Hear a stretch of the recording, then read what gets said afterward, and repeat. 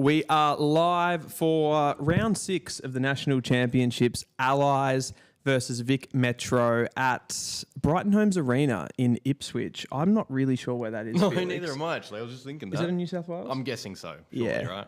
I think it is. Yeah, The we'll game, say it is. we're about 5 minutes away. I'm joined by, my name's Dylan Alexander. I better get that off the table first, but I'm joined by Felix from Everything Essendon. Mate, you're back in Melbourne this week. You've jumped on the stream with me. How you doing? I'm very well.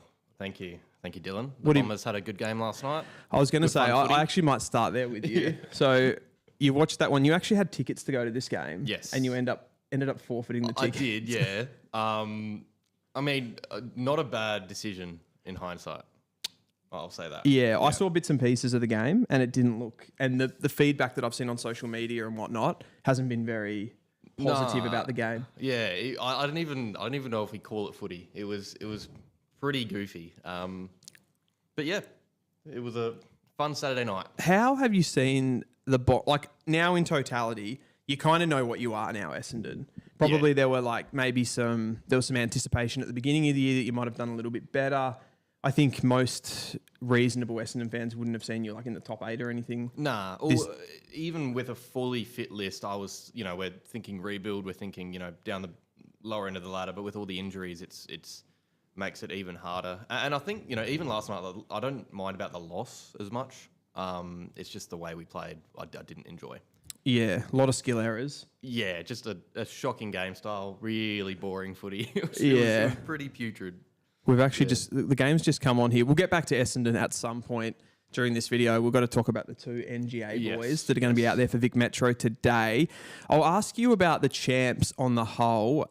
You get pretty into your under-18 footy. You're a big fan. How have you seen the champs, the performances? Has anything surprised you? All of those kind of questions. Big surprise, not to, hype on them so much, but SA were pretty crazy. Yeah. And that was great. That really, for me, improved this draft because I think everyone had question marks over it coming into the year. But with, SA performing so well, even kind of Allies to an extent, not as much, but you see, it's become a pretty deep draft, which is... So you've actually been impressed with Allies, have you? Game 1, keeping up with SA, the only team to really do so. True. Had some good performances from it. I've probably since that performance with the Allies been a little bit underwhelmed because they were probably my favourite going into the champs. Okay. And I thought by the time we got to these later games, they would have been starting to hit their stride. But I feel in a way they've maybe regressed a little bit. In a big way. Yeah, they only just snuck over the line against Western Australia. They probably should have lost that game. Then you look at last week, wasn't a great performance. They just haven't sort of seemed to gel as a team where... I was actually thinking about this the other day because South Australia had that lead-in game. Yep. You remember they played a weaker sort of B team, almost I think it was in the lead up to it. And that probably helped them a lot. Yeah. Gain some momentum sort of coming into the champs and they kind of hit the ground running. But they were... I don't know, they were so impressive as a team. Who have you, from the South Australian crop, who have you sort of who's impressed you the most? Who have you liked? Impressed? I love Harley Barker. So do I. That is unfortunate because he's looks like he's done his ACL. Yeah. Which is really sad because I have him in my top 10, Do you really? I want to get onto the top 10 at some point too. Yeah, we'll get into that. Yeah. But unfortunately now, when you've done your knee, you can only really slide. What do you see? You've got him in your top 10. Yeah. Is that with academies included? Yeah. Honestly, yeah. Yeah. Oh no, I don't hate that. I think he's about that mark, probably around 10. I've probably got him higher than most. I really like a good role player at this level. It's easy to go out and get 30 touches in the midfield, but seeing a wingman do what you need them to do at he's got level. elite attributes to be able to play that role. I think the overhead ability, the speed, good lateral movement, and I think he's better than you think. Technically as well. His hands are good. You don't see him make too many mistakes. No, absolutely. He knows where to be. We're about to get underway here at Brighton Homes Arena. Jump on the stream if you're keen. Who's at this centre bounce, mate? Tell me. I can see Rory Wright. If I could see any numbers. Annabelle and Wright going head to head. Greaves is there, 27 on the left. Looks like... Cooper Duff Titler in the ruck, is it? Yeah. It might be maybe Emmett. Yeah. Looks like Annabelle gets the first clearance. Allies go forward. Here he goes. Oh, no. I mix Annabelle and Carmichael up in the flesh. Yep. Especially from that back angle. Yep. Yep. And you see the 0. Yep, exactly. Yep. Oh, what was that? I think that was Xavier Taylor. Taj Murray, goal. Oh, no. That is a horrendous turnover. And he's usually decent by foot, Xavier Taylor. Yeah, that was... that would have gone 3 metres, I reckon, like just straight in. Was he the man on the mark? Just about, I reckon. Yeah, that was incredible. Now, where is... I haven't kept up with this, but I haven't seen Bo Adensall in the last few games. Is he injured? I believe so. Yeah, I don't go looking like too heavily into exactly what's happened to players. I don't sort of see myself as a news breaker, but I believe he was injured before the game against Country. Okay. Which has kept him out of this one. And they've done a few rotations as well. Yeah, actually, I should... I've got this here. So, amazing. Vic Metro, out goes Jack Ison, Aaron Sharkey and Jai Saxoner, and they were all rotations. Okay. Good mark there by Cooper Duff-Tytler. Stiff for Sharkey. You'd want to keep playing after I was going to say, what do you have, 29 disposals? Probably one of their best players. And he just got rotated. Yeah, there's Hush, your boy. Fun forward line. Very fun. Yeah. Doveston. Yeah. Hussein. You want to see them in the same team. Well, this is the thing. Okay, so today they've brought in Tyson Gresham, who is another small forward out of the Northern Knights, brother of Jade. Similar type player. Yeah. Carlton NGA. Carlton NGA, correct. How do Bombers fans feel about that? Oh, I don't think Bomber fans like Jade Gresham too much. Okay. So they're probably just... Yeah. Yeah. Maybe they can... maybe the Bombers... You'll ship Jade Gresham to Carlton as well. Yep. Paddy Cripps, other way. I can't see the ball. Yeah. Well, I think it was a nice kick in from Adam Swade, I believe. And if it wasn't, we're just going to roll with it. We're going to roll with it. I thought this was Tom McGuan, but it's 30-something in the number... Oh, this is the in. This is Oscar Ainsworth. Oscar Ainsworth out of the Western Jets, a sort of medium forward. He's kicked a lot of goals in the Coates Talent League this year. So interesting to see him. Could open the scoring here for Metro. He does. Straight over the goal umpire's head. We are away. I like that kicking action. Yeah. He's kicked a lot of goals. I'll bring up the... And just like he... did he even go back? Kind of just like goes to the back of his mark and straight. Yeah, just a bit of a like pitching knows wedge. He's going to kick it. I've got the... I've got the Coates League app, so I'll have a look at... Good app, by the way. It is a good app, isn't it? Yeah. Yep, all the games on there. Yep. All the stats. Yep. So what's Oscar done? He has kicked... I hope he hasn't dropped out of the goal kicking now that I've said that. There he is. So he's kicked 15 goals for the season, 1.7 per game. How many games is that? Maths. I'm just going to say into 7 or 6. 1, 2, 3, 4, 5, 6, 7, 8, 9. All right. That's 9 games. Close enough. Yeah. Here go Metro. Oh, good pace. Nice. Who's that? That's Fincher. St Kilda NGA. This might go through. No. I like Fincher. Yeah, good halfback flanker. Does some strangely mercurial things at times too. Like I've seen him take a couple of massive hangers while playing in the Coates League. Took one in the Metro trials as well. But yeah, he's got something about him. So yeah, Ainsworth and in. Who else we got? So Ainsworth's in the forward. Finn Davis, another one out of the Western Jets. Sort of a running, tall defender. Something like a Josh Wedley type. Okay. Be interested to see. I mean, that sounds amazing when you say a Josh Weddle type, but... Or did I miss? Who got? Oh. Who was that?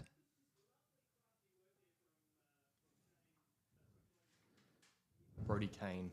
Brody Kane. Don't know too much about Brody Kane. No, GWS Academy. They tend to be the academy that goes under the radar the most. Unfortunately, yeah. Yep.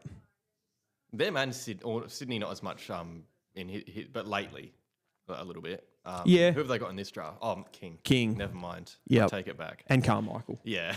I suppose the other one is Chamberlain. Yes. Okay. I take that back. They could take him. But no, but you're right. the last, if you go back 3, 4, 5 years, I reckon that's true. Just happens to be a pretty good one for them. King's a really interesting player where he falls in this draft because you kind of know that he's gonna build to be a good player. Like he's got crazy attributes, but I don't know where he falls. I'm the same. I know people will have him pretty high. I don't think I've seen enough of him at his best. Like I've missed some games where he's been great. I think to be honest, at the champs, like he's just had too many sort of starvation games. Yeah. And he's had some crazy moments. Like he's had some of the best moments of any players at champs. Like his marking. But I suppose at this point, like he's got that, that he's got that rapid speed because he's tested it, like, what is it, 2.8, 5 second, 20 metre sprint, like right up there. It's ridiculous speed. I can't say that in a game you completely notice that. Yeah, that's true, actually. Overtly. I haven't. He's just, Has he played anywhere other than kind of deepish forward? Not really. Yeah. And that's the other thing. Like, there's always rumours with that too. It's like, a Sydney sort of involved in where he's played, and they're like, we don't want him to play midfield because that's going to like push him up the draft ranks a little bit. I don't know if that actually happens. It might be just a conspiracy. They could use an early pick and get King, like if he keeps playing like this. Yeah. So he's out today. Is he? He's out. Yep. Okay. With illness. Oh, so he actually isn't in this game. But there you go. Even the game, like he's played. Illness. This is this is the final game, and he hasn't really. Yeah, I mean that game where he kicked a few goals, like he left a lot out there. I remember him missing. Kicked the winning goal against WA, but that was more like it was Patterson's play. Yeah, that set that up. That was great. Yep. I mean clearly there's talent there. But it's not like even at Coates Talent League level he's dominated. Oh. That's a goal. All right. That is a goal. You've done really well here and printed out a sheet for us that we've got sitting here. And that is Brody Kane again. Oh, okay. Well, there you go. GWS Academy. Wow. And we were talking it down. We were talking that academy down as if it was nothing. Interesting. Did you watch the Country Allies game last week? I watched a replay of it. Yeah. That was an interesting one with Dylan Patterson. So he's had an unbelievable champs, unbelievable player. I think he is probably in the frame still as the number one pick. Yeah, same. Yep. He could get a bid as the number one pick overall. I'd have him in the top 3. I also have him in the top 3. Yep. He's absolutely incredible. Sort of weird body language from him in that game. Just at times like a very frustrated figure. Yes, and the commentary picked up on it. Did they? Yeah, even in the...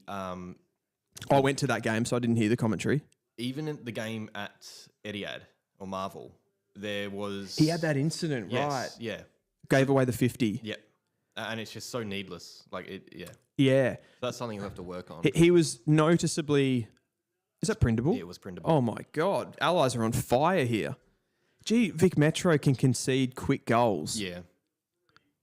In this format. That is incredible. Yeah, so he, in the game against Country, like, noticeably demonstrative towards teammates for, like, not moving the ball quick enough, looking really upset when he was, like, taken off the ground, etc. Which those things are always difficult because, like, can you say, oh, yeah, he's ultra competitive and he wants the best out of everyone, or is he not being he is a kid, like 100%. Yeah. And you'd definitely rather him probably show that emotion than not care at all. That's at this age for sure. Well, that's probably the positive that they'll take out of it. The way that I sort of looked at it maybe is he... I know that coming into this season, he wanted to show what he could do in the midfield. And is that he's played halfback. I don't think he's had really any centre bounces or not many across the champs, maybe the odd one. Maybe he really saw himself at the champs playing in the midfield and he's annoyed that he's not. Yeah. Well, you can see him playing as a midfielder too. 100%. Yeah. I could see him playing across all 3 lines. Yeah. He could be a damaging small forward, I reckon, or medium. Gresham's getting a bit of the ball early. Yeah, he is. Also, I'm gonna just make an assumption that this isn't in New South Wales because I'm seeing a fair few Brisbane Lions logos around. Yeah, and the UE insurance, isn't that a Brisbane thing? Sure. Greavesy. Oh yeah, I think there you go. Let's Rule say the it's- lines. Yep. Yeah, okay. Ipswich should That really just sounds like New South Wales. doesn't it? People are going to probably be like, "What are you talking about?" Yeah, suburb in Queensland. Damn. Should have done our homework. We really should have done our homework on that. Just outside Brisbane, near the Koala Sanctuary, Lone Pine. Okay. Oh dear. Oh, and that's what I like. That I like a midfielder who rests forward, kicks goals, but that angle, like that, you shouldn't be kicking goals from there. That was Ollie Greaves who just He's doing a bit of this one too. I like that. I don't know about it when you're a goal down in the first, but what do you think about celebrate? Like, so I'm a fan. okay, I do agree though. Like I've seen a couple in the AFL this season where the team's been getting beaten by. yes, Like I think Jai Simpkin. Did Jai Simpkin shush the crowd against Carlton when we were getting thumped? he shouldn't be doing celebrations. There are players that like Nick Watson can, Jai Simpkin cannot. I sort of agree with you there. Like there are obviously times of the game where you're like, as a fan, you're like, oh, for fuck's sake. Like, you can't shush the haters when you've had a terrible year and you're getting beaten by 80 points. Actually, I think I remember seeing everyone clowning him for that. Yeah, Jai, come on. No, but largely I think it's cool. Like particularly, the teams that are up the top of the ladder and sort of winning. Yeah. Tommy McGuan here. Yeah, I like him. Had a decent champs. Good mover. Collingwood fans will be happy. Yeah, I think so. I think like with him, for me, like probably the question is just like, what's his weapon? Yeah. He is just a good player. Yeah. That's the way I see him. Not a bad thing. Like, you're not going to be paying up heaps for him. 100%. Yeah, Pommy he's big on those kind of guys, like consistent types when I talk to him. Yeah. He's like, people hate consistency. So big on like Sharp and Annabelle and... Yeah. Yeah, be I fair, think he's got Annabelle number 1. Okay. So yeah, definitely prefers those. And that's the fun thing about the draft is that like there is no right and wrong. Exactly. Like there will be teams that probably have Annabelle 1, I'm guessing, or maybe, and you can't really argue with that. Yeah.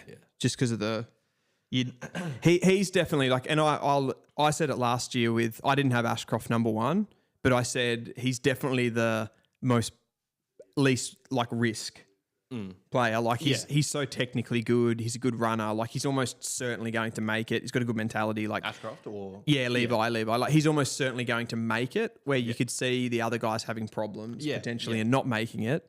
He will make 100%. it, but he might not be as good as the others if they get everything right. That is Dan Annabelle. That is Dan Annabelle, exactly. Now, 50-metre penalty. This is Hunter Holmes, brother of... Strange kicking action. But it works. He's got it. He's a funny player, Hunter Holmes. Like he does look a bit... A bit of a late comer to this level, right? True, Yeah. true, yeah. What I like about him is he's got good athleticism. Yeah. And he does things in a funny way. It's a bit of the Brian Myers thing, I feel. Like you look at him and you're like, oh, it looks a bit unruly, but it works. Yeah. Yeah, no one should kick the ball like Brian Myers. No. Only Brian Myers can do that. Yep. Yeah. Yep. And if you saw someone trying to replicate it, you tell them to stop it. I like just thinking about Hunter Holmes because I'd forgotten about him. But you've got Holmes, Bammett. I like Bammett. Burden, like Fincher, all those like running back half players. Yes. Yep. What do you think of Bammett? I like him. Yep. Oh, Swade's in the middle. Good clearance there. And you said that he ran a sub 6 2K time trial. Yes. That's crazy. Yep. You shouldn't be that fit. Here he is on call. Nice little left foot kick too. Good size. 186. Yep. And I was telling you before the stream started. Oh, Gresham kicks it straight to Annabelle. I was telling you before the stream started, I did a little exercise where I went back and had a look at players that had gone into the AFL and kind of compared their rookie me heights to their AFL heights. Yep. And the sort of the pattern that I saw. This is another goal for the... Oh, I see the post. the pattern that I found was that most players had put on 2 centimetres. That was sort of the average without being too scientific and actually putting it into a spreadsheet or anything. It was sort of, if there was a mid that was 183 on Rookie Me, they were listed at 185. So something just to note. And that, it doesn't sound like much. I thought it would be more, but then you think about like a 188 defender, compared to like a 190 defender. It's the difference between able to play taller and smaller a lot of the time. Like it is. That extra little, inch. I think where it becomes really interesting are those guys, like I've heard a few people say about Mitch Marsh out of South Australia, like, oh, he's kind of too short. He's like an in-between height, because I think he's like 190. And he's sort of like, he plays like a key forward. So like at AFL level, is that going to hold him back? You know what I mean? But if you put, if he ends up being 193, maybe even 194 by the time he gets into the AFL, he's Kerno's height, isn't he? Yeah, and I don't really get that criticism when you've got guys like Nate Caddy who were, the same criticism about him a few years ago. Yep. It's kind of their weapon now. I think people get a little bit sucked into the Sam Darcy craze. Yeah. Well, to be fair, like, I do. No, look, I love Sam. I think he's amazing. But that's freak. Yeah. Like that, you shouldn't be trying to look at the height first and go into the player like that. You should be more looking at what they can actually do. Yeah. And then at some level you do have to look at, will that hold them back? Like I think particularly with midfielders going into centre bounce midfielders, if they're like getting overly short, you can't have too many of those guys on your list, I suppose. Well, that is my one little iffy feeling about Adam Swade, because he's 175. Yeah. What I feel with Adam Swade, he's perfectly going to come into AFL and play like that high half forward role. Yeah, I can see that. Where you come up, like it's sort of a Dylan Moore type role. Yeah. But I'd just like to see him play that more. Yeah, because they always play in midfield. Always midfield. Yep. 100%. And then because you want to, the one thing I've started, because I had him ranked above Huss earlier this season, and as the season's gone on, I'm like, well, you don't really see Swade kick a lot of those crafty small forward goals. Yep. Whereas you get to see that from Hussein. Yeah. I think at AFL level, Adam will have to do that. Yeah, that's why I've got him. Like I've got a few complaints because I had him kind of close to the 40 range. Yeah. I just think he's not going to play like he is now when he gets to the AFL. No. And I haven't seen him play. He's incredibly talented. Like he's a gifted footballer. But I just want to see him play the way he will in the AFL, so I can, He's the numbers are too elevated, aren't they? Yeah. To what he would actually play at AFL level, which becomes confusing. His grill. Condigiannis. Oh no, is that 22? That's Condigiannis, isn't it? Yeah. Yep. Let's see these stats actually. Hold on. Yeah, so I've just gone into the live stream. It was coming up that we hadn't had any comments, and I've actually seen a few. So Kai Broom says, now that we are late on into the carnival, who has had the best carnival over expectation? I'll throw this one to you, Felix. That's tough off the cusp. No, I feel like there should be a few. I'm trying to think of when I'm doing my videos and I'm like. I'm hyping them up. Who comes to mind?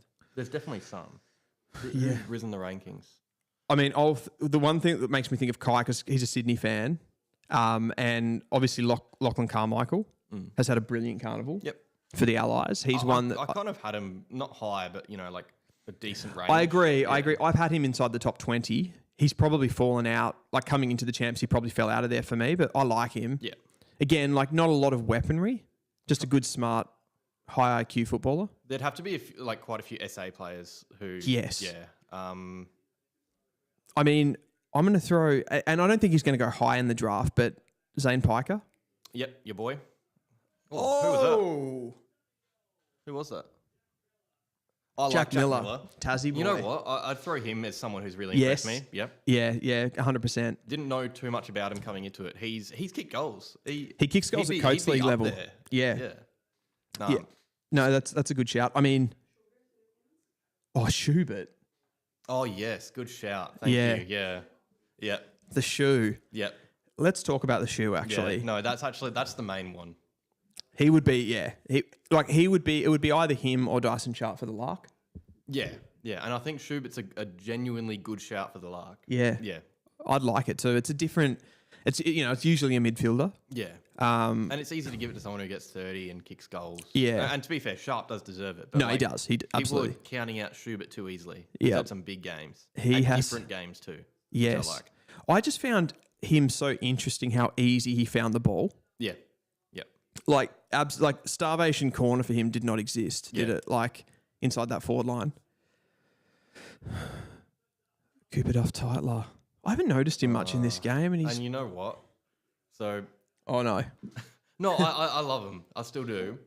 But I'm starting to think about like what's going to happen. I've been thinking a lot about this too. I want to just my own rankings and like who, because he's not really playing like a number one pick, and that like at the moment, no, he's shown it this year. Ideally you do want to see it at this level, but it's not like a huge issue if you don't, especially for a key positional player like that. Like they are gonna, they're going to be variable. Yeah. Yep.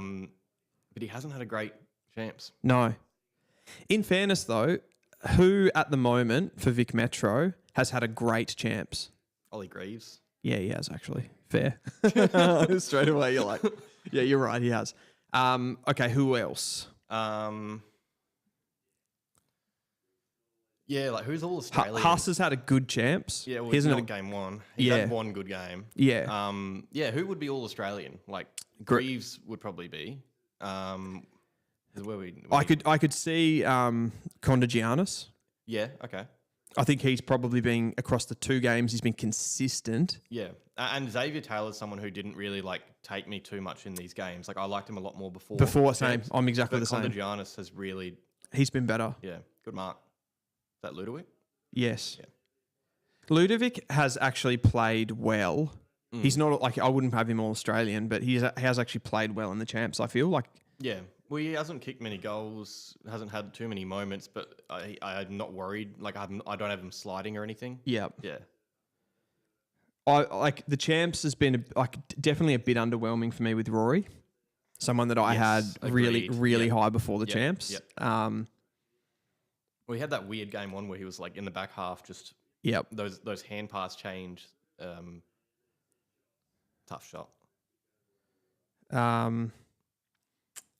Yeah, but he's been in the midfield a lot more lately. It's like Greaves is the only he's the only one that's risen his. Yeah. And even then, it wouldn't be like we knew he was going to be exactly. He's kind of doing what you'd expect. You could maybe say Zach McCarthy. Yeah. But like even that is clutching at straws a bit. It is a bit, yeah, because of that last game. Yeah. Because I don't think he did much in the first game. I'm looking through the team now, and Jack Dalton came in last week and he actually played pretty well. Yep. But just the one game, like no consistency. Yeah, it's hard with Metro. Like they're down by 12 points in this game. You don't know how this one's going to turn out, but like if they were to lose this game today, like it's a pretty disappointing champs. It leaves them coming into that country game, which is just the biggest dead rubber finale. Yeah, and like we were talking, that's another thing we were talking about before when you got here, like just how this tournament's been structured. It like kind of by no fault of anyone in a way, but just the fact that it's so disjointed with how the games are done, it's turned out terribly for dead rubbers and whatnot. We've got the line as home ground. So Cow says Swade should start as a small defender. Rory, what do you think about that call? Trying to think about like I don't like it. I think. I mean, he can break lines, but I don't think he's got like that power that you really want someone who's. Is his ball use by foot as well good enough? Because you're going to be using it by foot a lot. Yeah, but I like him kind of those little dinky, yes, little inside 50 balls, but I don't know if that's... He's got good defensive a presence inside contests. Like, I like his tackling pressure, but I don't think it's really... it is a bit different though, like tackling pressure in the front half of the ground compared to like following someone around and shutting them out. Like I think that's a different thing. But there is. That's a potential... Oh, that's a goal. There is. Swadey. Put him in the forward defender. half. I think he's got small forward, pressure, high forward written all over him. I can get why you want to like move him to different positions. Yeah. Because he is a really talented player who is probably not going to be a midfielder. I don't think. or like a pure midfielder. No.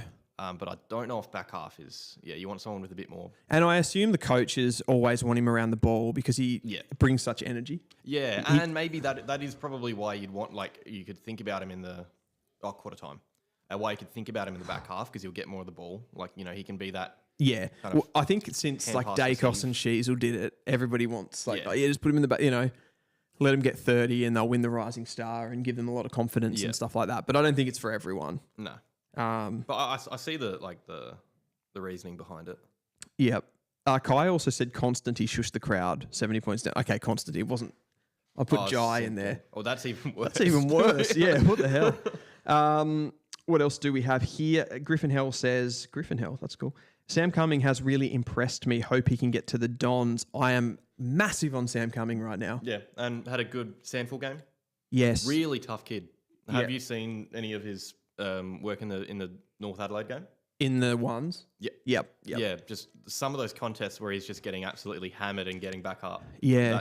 That impressed me. He's like, again, someone that brings intensity, brings energy, first and foremost. And he's not like, I don't know, like he's not the most attractive looking player on the ball, like when he kicks and stuff, but he's quite effective. Yeah. And sometimes those players are that's in some ways, that's, if I was to, you know, encapsulate this entire draft crop, I feel like that's a bit of a thing. It's like, I'm not in love with any one player in this draft crop. Whereas last year, I really found myself like those Lawler and Finn O'Sullivan. Like, I love you. Like, I love Sam Ainsworth. Who? Sam Ainsworth, the SA. Oh, the SA ruckman. Yeah, okay. Not because he's but he's not the perfect player, though, is he? He might not even get drafted. Yeah. I just like his vibe. I like the cut of his jib. 100%.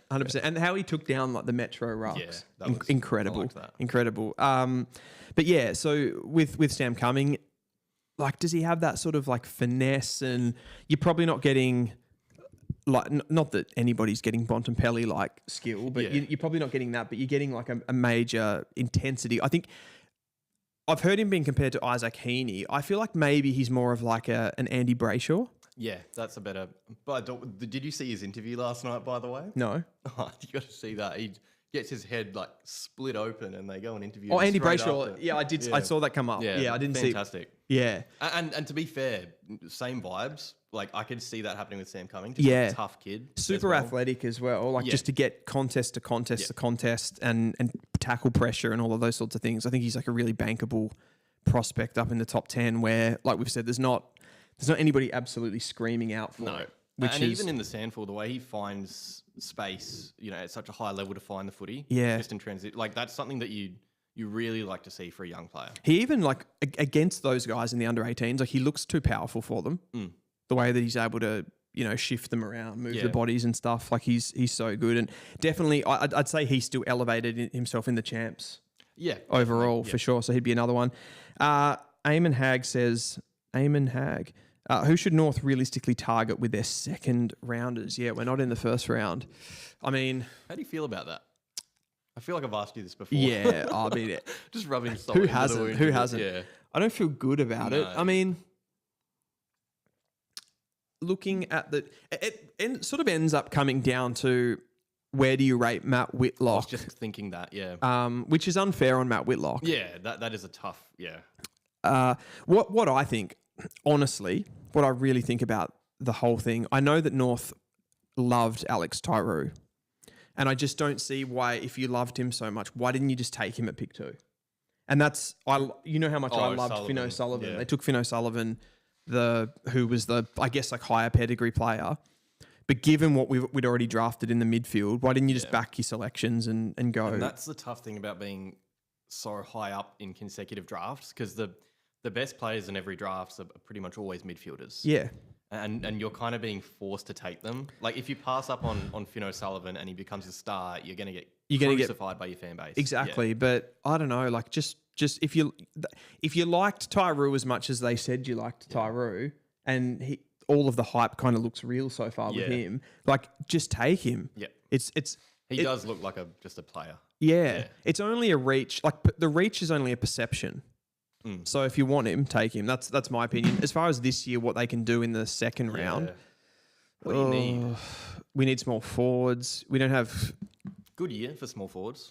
Yeah, it is. I mean, if somebody like Doveston will go higher than that.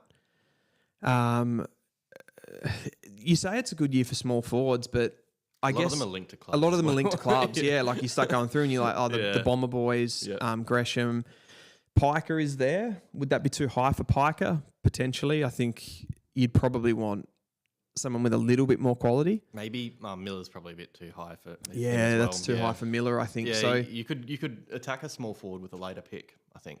Yeah, there'd be a few around.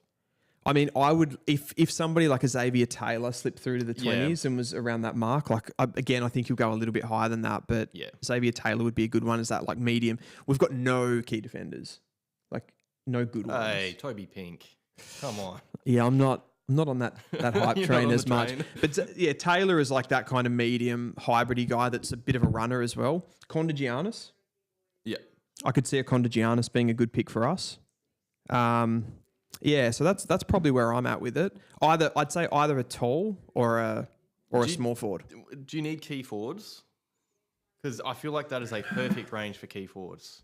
There'd be like quite a few to choose from in that kind of 20 to 30 range because they slide more than we think they do anyway. Like last year. Well, to answer your question, yes, we do. We need everything except for midfielders, pretty much. Like that's how I'd look at it. And rucks, we're fine for rucks. We've got Goat in the twos. Oh yeah, yep.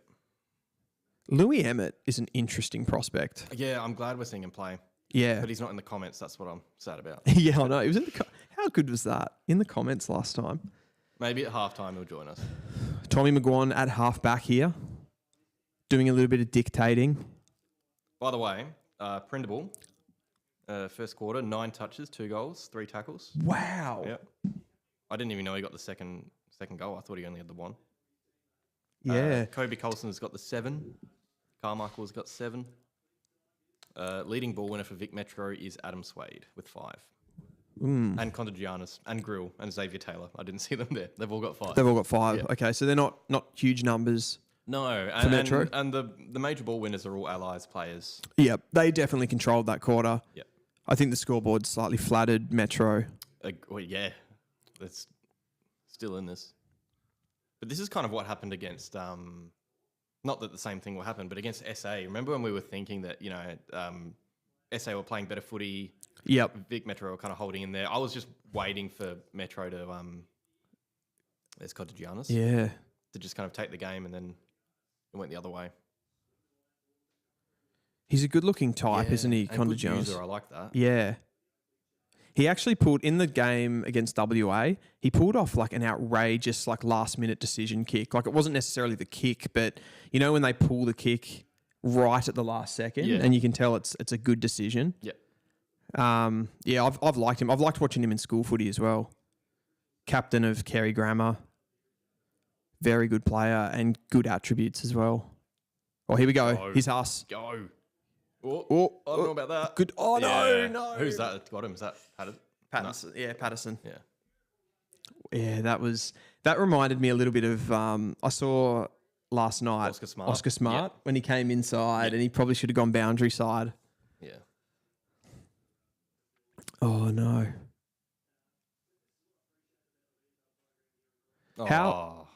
How much higher would you rate with these Bomber boys? Kako versus Hussein versus Swade. We'll rank them for me first, and then we'll talk about I think I know which way you're going to go. Yeah, Kako. At this time last year, like not thinking AFL, I've really liked him this year. I know that people he hasn't kicked heaps of goals. I think he's been great. Yeah, he's playing for a pretty crappy team. You're like, to be honest, since about the halfway point of the season, you're a bottom 2 side. Yeah, 100%. I think that's fair. Yeah, I agree. And he's actually lately been one of our more consistent players. I thought he was one of our better players last night at times. He was really good last week too. Got the Rising Star nomination. Yeah. I think he's had a great first season. Yeah, agreed. This time last year, he's tearing up at champs, playing really well for the Cold Cannons. So is Hussein. He had a really strong bottom age season. Yeah. Kako, Huss, Swade. That's Finn. What's his name again? Davis. Finnegan Davis. Taylor's having a good game. Yeah, he is. Yeah, yeah. Okay, so you'd still go Kako though. Yeah, yeah. Yeah, I think Kako was just so that like he's got that power. Yep. That the other two probably don't quite have. I think it's good though. Like overall for Essendon, they're kind of different. They're all a little bit different. Those three. Yeah. Yeah. Were you surprised, given that you've got those guys coming through, that you did draft Oscar Smart? Yeah. Because we've got more guys in the VFL who can't get a game, like Davey, Menzie, Reece Unwin. We've drafted a lot of small forwards. Yeah, that's right, yeah. Linked to Liam Ryan. Linked to Liam Ryan? Yeah, I don't know how I feel about it. Interesting. How old is he, 29? Yep, about that, 28, 29. That's weird. It is weird. That's more along the Brad Scott model, going after those kind of age profile he players. Would hate this season. Far out. That's why I sort of feel weirdly that Essendon have had a good year. Yeah. Because I thought your problem under Brad Scott was going to be that he was going to play you into that 9th, 10th area on the ladder. Yeah, which is where we've been for so long. And everyone would go like, oh yeah, you had some good wins. Yeah. You don't have a terrible season as a fan base, and everyone's like pretty happy. Yeah. Oh. Who is it? Is that Kane guy again? It is. Oh, Kyle. I'm just going to say that Kane kicks every goal for the Allies. How many goals has he kicked? Because it feels like he's kicked 5. I reckon he's kicked 1. He's kicked I reckon that other one must have been printable. It was, yeah. What were you saying? I had something to say. We talked about the Bombers, your season. This is probably the most positive I've felt about the club in a long time. Just because we're actually clearly doing something. I feel the drafts, you've got to capitalise. I actually think for Essendon, this upcoming draft is probably, I don't want to go too hyperbolic here, but it's probably the most important draft in the club's recent history. Yeah, 100%. And luckily we've got, some freebies. Hopefully they stick around. But unlike last year, you'll actually get to use those top 2, top 10 selections. And I don't think we're going to be getting Harley Reid. He looks like he's staying. And again, no offense to Essendon fans, but why would he go to Essendon right now? He's basically moving from If he's watching that game last night, he's ruling out Richmond and Essendon. Yeah. I think if Harley goes, he goes to a Collingwood, a Hawthorn. Yeah, but they don't have anything to get him. So I just think he stays. Yeah. Unless he really wants out of WA, then, Richmond and Essendon have picks. Yeah.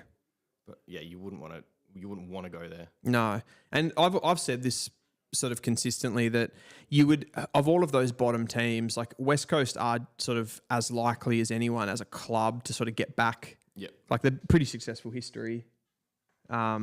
You'd think at some point they'll turn it around given their resources and everything. Gee, Dalston just going. Oh, nice move. Mark that. That was a really nice chain. Yeah. You got to take that. Yeah, that sort of exemplifies this draft as far as you're not absolutely 100% sure that Cooper Duff-Tyler is the number 1 pick, are you? It's... Well, last year, where is he last year? In last year's draft? Oh, God. Yeah. Because I don't think he's even close to pick 1. And that's I thought it was a goal. And that's nothing against Duff-Tyler. I think he's really promising. But it just shows you how kind of weak the early stages of this year's draft is. 100%. I definitely wouldn't take him. The first player that comes to mind that I'd be I'd be willing to take a punt over. Who is that? Patterson. Was that Patterson? Yeah. It was a blonde player. No, it was Patterson for sure. He's rapid. Yeah. When I talked about Max King before and I said Max King, you don't see the pace. Yeah. Dylan Patterson, you see the pace. And ball use. Yep. That's why realistically he should be pick 1 or around that area. Yeah. Because that's what's missing from this draft. I think he is honestly, take away what we said about the potential attitudinal issues and you just go on the performance and all of that sort of thing. I think he's the number 1. Yeah. I think if Euland's playing, he's number 1. Yeah, Euland's really hard to rank though, isn't he? Because we just haven't seen enough. He was good last year. Yeah. Yeah, absolutely. And definitely some really good attributes. But Yeah, I don't know. When you think about the type of player that Hewland is, it's similar to Patterson. Oh, nice. And it's probably he's not as quick. It's funny how I reckon, when I talked about before and I said like the speed factor, some players you see it on the field. I feel like that's the combination to be able to move like laterally as well. So to be able to move at the same time as you're going fast, be able to turn. Yeah. That's the thing that really sets those guys that are just quick. Yeah. Like you look at someone last year, like a Gabriel Stumpf, who was clearly quick in a straight line, but he didn't really look explosive in game. No, and is that maybe why they've moved him to the back half? I don't know if you followed him, but he is playing key defence. He's playing like an intercept defender. And looking really good from all accounts. Yep. Yeah, potentially. I just don't think he's a player that's... It's so weird because the hype was obviously there at the combine, but he doesn't... You're like, okay, well, if it almost like the combine actually hurt him because it was like, why are you so fast? And when we don't actually see it on the field. And it is... You are a quick individual. That is like... if you're drafting him, it is because he is quick and tall. Yeah. I think it sort of shows you that in AFL as well, like top speed is less important than probably the first 5 steps. Yeah, yep. What actually, I missed that. What happened there? High, kind of like a Nick Watson high tackle. Yep. For Lockie Doverston. Sort of what you think of when you think of Doverston, don't you? Yeah, exactly. Yeah, actually, I wasn't even trying to do that, but that is the comparison that he gets a lot. Yeah. Looking out for Avery Thomas in this game. Because, he had a good game last week. Yeah. Number 33. Yeah, but I haven't seen too much of him. No. He hasn't touched the ball yet. That is hasn't touched the ball. I was just looking out for him before. Very athletic. They're still in this Metro. I feel like they're not playing particularly well. No, but you can see them winning this. I'll just go on to the comments here. Ben G says, thoughts on Jesse Mellor?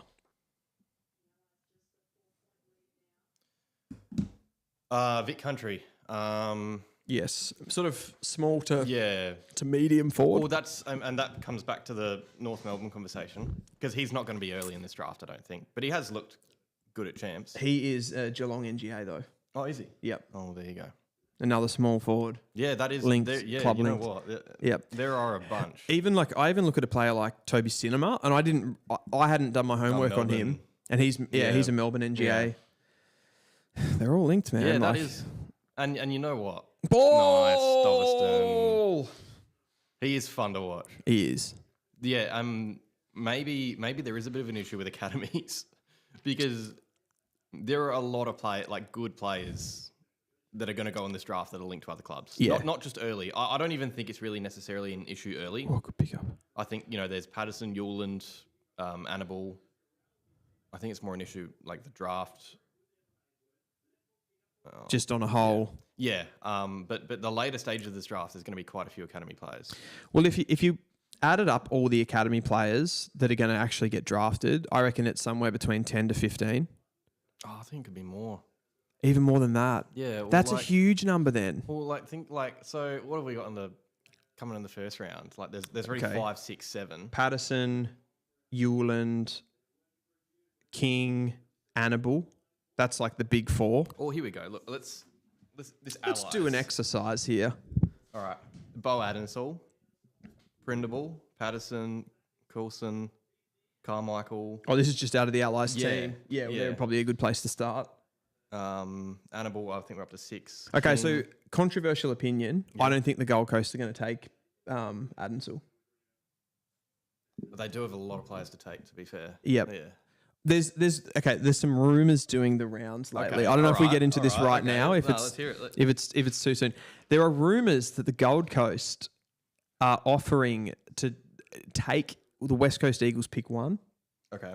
Which would give them obviously that takes them out of take pick 1 or pick 2. It doesn't because they could do a deal and say don't bid on our academy selection. Yes. What that would do, it would kick the Patterson bid down a little bit further. It would mean that they wouldn't have to match the maximum points on a Patterson, who the West Coast could bid on potentially at pick 1. Yeah.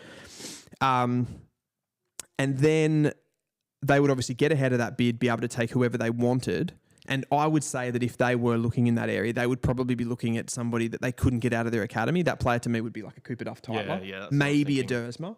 I think you'd be talking one of those two players that are a bit different. Yep. They're not just your sort of standard type players. So they take one of those guys and then they'd be struggling for points to match on everyone. And then I think they would probably take that, or they'd obviously take Patterson. They'd match on Patterson. They'd obviously match on Newland. And then I think they'd probably like call it a day. Yeah, and you could even match on like a later player too. Like, because Adamson's in an awkward range. He is. Like, he's probably around the 20th best player in the draft, something like that. But do they really need another Adamson? It's a good shout. Yeah, why do you need to match bids on some of these players? And St Kilda did that last year. They Lennox Hoffman could have easily and got Cole. him. Cole, he didn't get drafted at all, but yeah. Oh, sorry, you mean actually match it? Yeah. Well, a lot of teams did it. Even Sydney didn't match on Cochrane. Yes. Cooper Bell, did he? End up? He ended up at. He was from the Gold Coast Academy. Ended up at the Giants, didn't he? Yeah. Yeah. So. No, you know what? Yeah, why do you need a match? Yeah, good shout. It's an interesting one. It's okay. So it would be a big call. West Coast. So what the Gold Coast would be able to give up for that is they'd be able to give West Coast those top picks that they have. So currently, I think as it stands, they have pick 8, 12, 18. Yeah, I'm going something off the top. Something like a few first rounders and some of them are late. Oh yeah, because they got Collingwoods, don't they? Yeah, and Port Adelaide's. Yep. So they could theoretically give those 3 picks to West Coast. West Coast could hand a bunch of late picks back to them. Well, they don't have that many, but they probably give them pick 30, pick 50. So to give them some points. Oh, gee. Is that Ludovic? Oh, Huss. Good content. Great goal. Yeah. Ludovic goes hard. Yeah. I like that about him. I liked him in the AFL Academy game against was it? Yeah, it was Richmond. He's a difficult player to rank. Yeah. Oh, I've got him first round. I've definitely got him first round. I've seen enough. Yeah. Like even just like a. But how high? Yeah, that's the question. He could be like a cheeky Harry Armstrong last year, where they kind of slide into the 20s a bit, and that is like a perfect pickup. I know that's where my brain went as well. I'm like, okay, so who is he similar to? He's a bit of a Harry Armstrong. He's a bit taller, but he's not as clean a marker as Harry Armstrong. He's definitely not as clean a marker. But then you go, was Harry Armstrong really like in this year's draft? Where's Harry Armstrong? He's probably top 10. Yeah. So yeah, it's difficult. Just on the West Coast, Gold Coast. Yes. Yeah. Throw some. I would love, and this is never going to happen, but I would love, that trade to be secured, and then West Coast bid on Dylan Patterson anyway. Oh, imagine that. That would be the drama out of that would be fantastic. Well, the way that I saw it, Cooper, what is going on? All right, do something crazy here. Yeah. Yeah. Good enough. Yeah, that'll do. Yeah. He's a good kick too. Like that's what gets me with him. I'm like having a ruckman. What is that defending? That is. I need to find out who that was. Oh, Dobston. All right, who's that last Allies defender who came in for the specky there? That was. I didn't actually see who that was. There were 2 Vic Metro players at the back of that contest. What has happened? We don't get replays, do we? No, we don't. Oh, fuck's give us sake. Fox Footy. Give us KO. I know, I don't want to sound like I'm having a whinge about everything, but like it frustrates me so much how little attention these games get. Yeah. Well, don't they want to make the draft a bigger thing? Weren't they talking about that? And like it was actually a bit of a thing on Footy Stuff posted some stuff about the commentary from last week's game with Metro and WA. About and like they, to be fair, they do a good job. I'm not knocking the commentators at all, but like I don't know, why didn't somebody like help them? Like why didn't they get briefed? I heard about 40 different pronunciations of Sam Grill. He was funny as it was like Grige, Grew. It was like it changed. It actually like it evolved as the commentary went along. Like and 100% like you make mistakes with these guys, but it's only we do too. I reckon for sure. Cal Toomey did. He was calling Zane Pike as Zane Puka, I think, and maybe we're getting it wrong. Maybe I haven't even checked that one off. Yeah, for sure. It's just I'm not. Yeah, it's not a dig at the guys that made the mistakes, but it's like I don't know why isn't that's the official. Remember that is the official AFL Is that your boy? It is. Oh my God, that was a great goal if that's gone through. And it has. Here we go. Both of them getting on the scoreboard. That's what he is. That's is that his second goal? Is it? Yeah, no, yeah. He kicked that like mercurial one up the other end on the quarter. He did. Oh, tell you what, he's having a game. Far out. Do you know who's having a good patch in this second quarter? Rory Wright. Yep. I see that. Metro are cooking here. Yeah, they are. They're looking good. They're looking exciting too. This is like fun ball movement. Yeah. They have the entire time, even that SA game, as bad as they were, you could see the ball movement, the handball. You could see what they were trying to do. Yeah.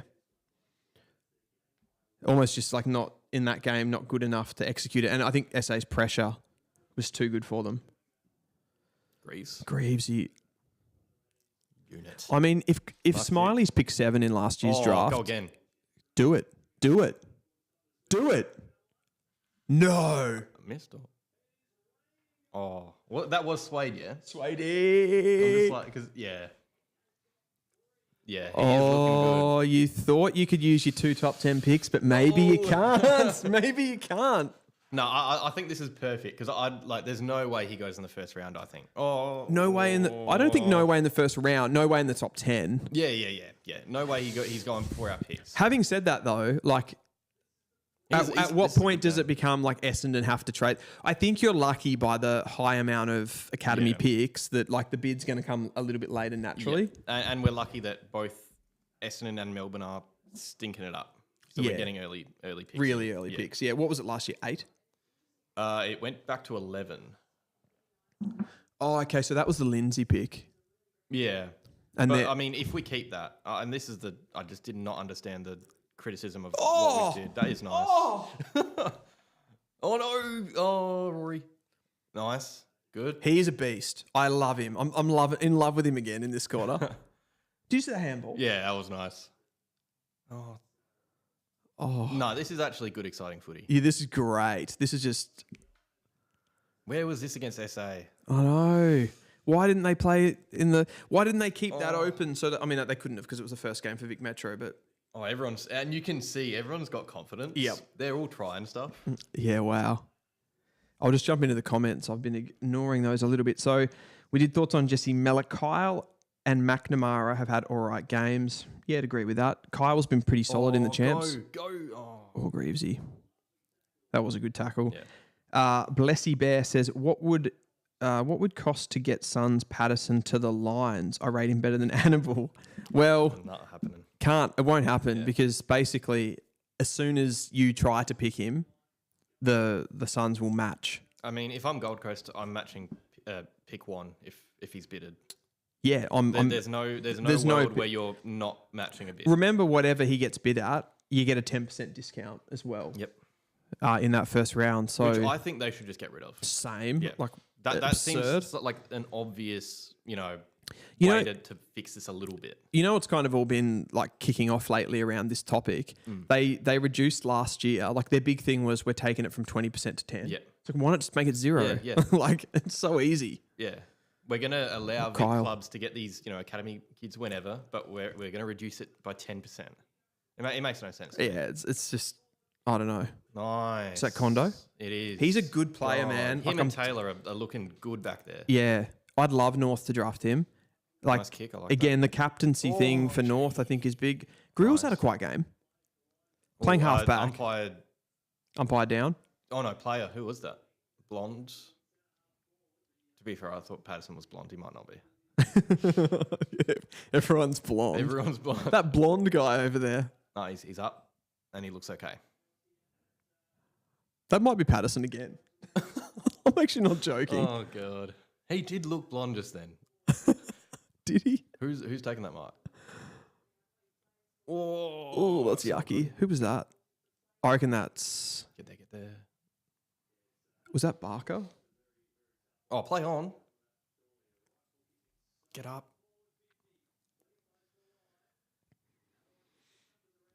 Oh, now another play down. Miller. Gee, it's just carnage. Oh, dear. And Greaves works hard. Like, you see him pop up. Man. Yeah. Go. I'm actually really interested what happens with Greaves when it gets to like Essendon St Kilda, because I think I like that play. That is oh good. man, it's good ball movement, isn't it? I actually don't remember who that was running with it, but the running at full pelt, taking a bounce, nailing the kick. Yeah, I didn't see it. Not like a hard kick, but just to nail it. Yeah. Like last night, not to harp on about Essendon, but there were quite a few young players for both teams who are going on these runs down the wing, going at full pelt. They can't quite nail an easy kick. Yep. Just to be able to straighten and then hit it. Yeah. I find it a really when we talk about kicking as well, like I find it really important that players can like sort of open up their hips and be able to kick those like when they're on the run. Yeah, as like well. the Zach Merritt kind of. Yes, yeah, Merritt can do it. Yep. Absolutely. Like probably the big one that you notice in this draft that can do it is Lindsay. Yeah. Some of the players that are sort of seen as having like being good by foot, like Fred Rodriguez, for example, like he can't do that. Yeah. He's a lofty kicker. Like he hits targets. I think he makes good decisions. I think he's good on both sides of his body. He is good on both sides of his body, which helps obviously to be able to do that. Yeah, for sure. There's one player that we're going to have a talk about at some point, maybe at half time. Jevon Philippou needs to be discussed in this. He's making he's playing Sandful this week. He did. He played yesterday. How'd he go? 14 disposals. Nice. Solid. It would have been good to see him play. Yeah, and I haven't watched it. I haven't watched the footage. I don't know where he played. I haven't seen enough of him. Oh, Patterson, you freak! Oh, man, that is...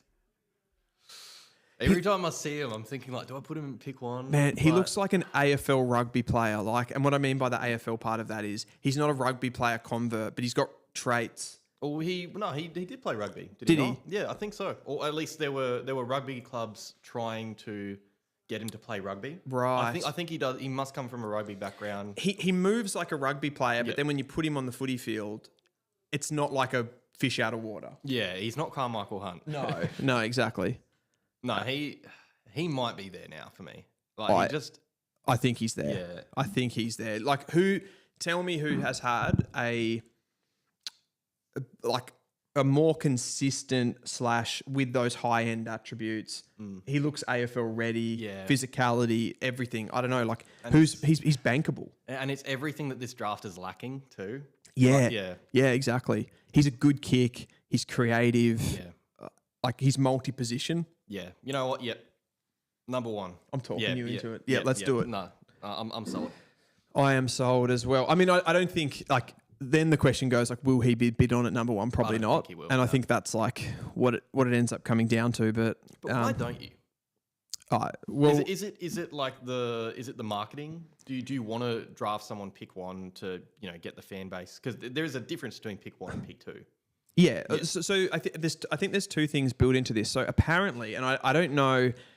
You've got the goss today. Okay, yeah, allegedly. There's a bonus that the player receives. I think it's from a sponsor. I think maybe NAB pay it. Yeah. And it's like $10,000 or something. So it's not, I mean, yeah. But you're kind of, by bidding on, like say when the Crows bid on Jamara. Yeah. They gave that to another. They're basically giving free money. And who they got Thilthorpe, right? Thilthorpe, yeah.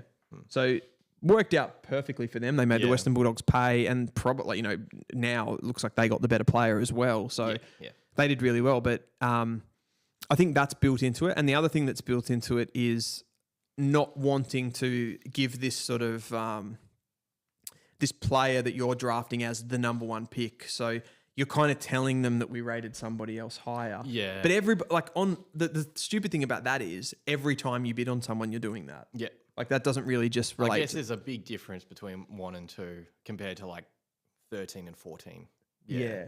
I don't know. I just think if I'm a player and I'm the best player in the draft, I would completely understand if my club was to take me at 2 if it meant another team was losing out a little bit. Yeah. But I don't know. No, I totally agree. Yeah. I'm just telling you what gets said. Yeah, and that is the only reason I can think of. Yeah, right. Which is a fairly flimsy argument for me. Yeah. The other thing too, again, and particularly because I always think as well, it's like, well, if I had somebody ranked on my draft board, like in my order, if I had them at 8 and I had pick 6, probably just have a bid anyway. Yeah. Because you're probably just getting you're making them pay closer to what they should have to pay. Yes. So have a bid anyway. But apparently then there's sort of the, if a club does that, and then it's a bit like, you fucked us over. Yeah, you know what I mean? That's like St Kilda. That is kind of that's what Essendon was so scared of, like the St Kilda bid last year with Taco. Like they are, that is a club who do not like the academy. They don't like the rules, and they just like to bid. They will bid. Yeah, they will bid. I think they bid like pretty much every selection that they got a chance to bid on. They bid. They had a pop. Yeah. No, for sure. And that's sort of, I kind of wish everybody was just like that. Yeah. I don't know why everyone's trying to be nice to each other. I know they think, oh, what if a deal comes up and then like need a trade, that comes into it. But I don't know. I find it fairly stupid. I think Patterson, though, based on this conversation, I think he is like he's 1 or 2, isn't he? Yeah, I'm pretty sold on him now, just being up there. He came into the season with really high expectations, and he's only gone up. Yeah, and there's not many players in this draft who I have been like that I rated really highly going into champs that I've been completely wowed by. Like Dyson Sharp's been like amazing. He's played amazingly. Yes, but I'm not surprised by it. Yeah. Well, I'm not really surprised by Patterson, but he just wows me like when I watch him. I think now is a good time then to go into our rankings. Let's do it. So, right. Oh, mine's going to change a bit now. Anybody else that's in the comments here, we've got 40 on the line. Jump in and put your top 10 in the comment section. Get involved because we're going to do ours right now. Okay. I'm scared. Yeah, so am I actually. I'm actually really nervous about this. So I'm looking at it now and I'm just like, oh, what do I want to change? I've actually got mine. So I'm going to be doing this like, I haven't actually got it fully numbered. I'm going to be sort of picking this as we go. Okay. So who's your number 1?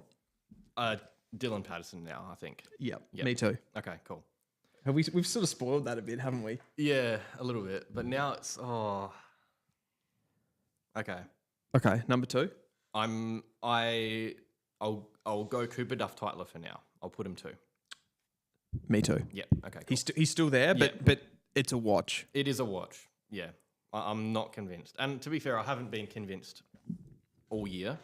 I've had him 1 because he's been the most promising player, but the whole year I've thought that someone could take that spot. Yes. Yeah. Yep. At 3, I've got Zeke Euland. Okay. What have you got? This is where we change, I think. I can sense it. No, I'm Zeke. I'm Zeke there. All right. Yep. Cool. I'm definitely Zeke there. That's difficult. Like that is a difficult pick. Yeah. And I don't know how much he ends up sliding because of his. I just think he would have torn up. Like you can tell. He was so good last year too. He is the best footballer. Yeah. Like he is a baller. I think if he plays this year, he's pick 1. Yep. Yeah, I agree. Yep. Absolute gun. All right. 4. Josh Lindsay. I just think that is something that's really lacking in this draft is good ball users, and he is the best, or just about the best. I'm having this like existential crisis with Josh Lindsay because I do like I love him and he keeps performing really well. He's got high-end foot skills that suit the modern game.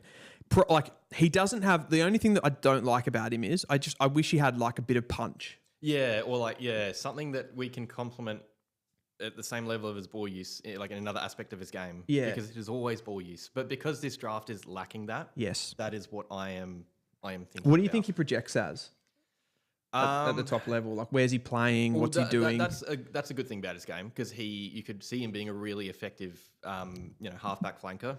I can see him being that out of the back stoppage midfielder who's just you know kind of the planted foot, gets wheels. He doesn't give off like the merit, the running. No. And that's something that I'm a bit iffy about.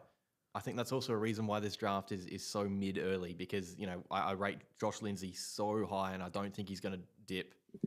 But there are elements of his game that I can see not stacking up. Yes. At AFL level. Yes. Okay. So where you've gone Josh Lindsay. Yep. I've gone Jevon Philippou. That is crazy. I like it though. No, to be fair, we haven't seen him like at all, or like the general footy public hasn't seen him at all. No he's chance. A very, very talented player. I think potentially he's the like. There's a world where if it had have gone right for him and he had to play champs, he's the best player in this draft. Especially for SA. You can see him really tearing up for SA, like in a really good system. He's so creative. Yeah. He's so athletic. He finds the footy with ease. So he's running to the right spots. He's doing all of that stuff. Yeah. I think that the thing that recruiters will have a little bit of concern about with him is like he's maybe like a little bit too on the field. He's a little bit too like overly playful and cute, if that makes sense. Like he does sometimes like piss around a bit, almost like he's having fun. Yeah, but you can. Exactly. Can. You can. So like I'm not really holding that against him, but maybe there's like something where they go like, is he a bit too individualistic on a football field? I think that could be held against him, but like he's so good. I think he is perfect for a good club, like Geelong or something. That is someone who, you know, you come into that incredible system and incredible team, and they just get the most out of you. They let you have that flair about your game, but they really, you know, it is a team-orientated team. Yep. I think he'd be perfect for like a Geelong or something. Absolutely. He needs like probably that, a team that sort of has maybe more structure that can keep him inside that box a little bit more. I like that. Would not have picked it, but I like it. He's coming hard for me. He's not in my top 10, unfortunately. Not in your top 10. Alert. No. He'll get there, I'm sure. All right. Who's next for you? What are we? 5? I've got Mitch Marsh. Marsh. I really like Mitch Marsh. Ooh. Yep. Okay, so I've got Josh Lindsay there. Okay.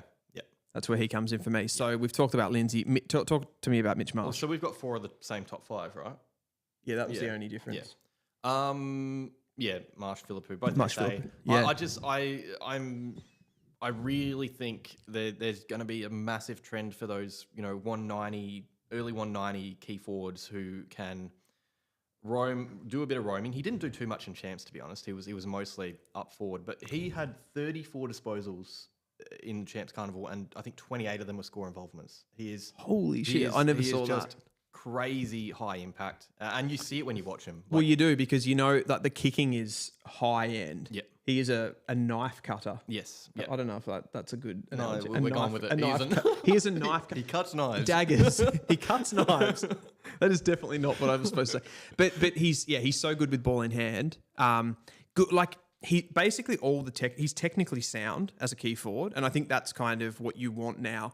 The only criticism I've heard of Mitch Marsh is that he's a little bit undersized as a key forward. Yeah, but I like that. I think that is becoming a good thing. It's becoming a good thing. I actually agree with you. Yeah, I agree. I think I'm looking for the undersized key forwards now. Yes. Yeah. Yep. Who have you got at 6?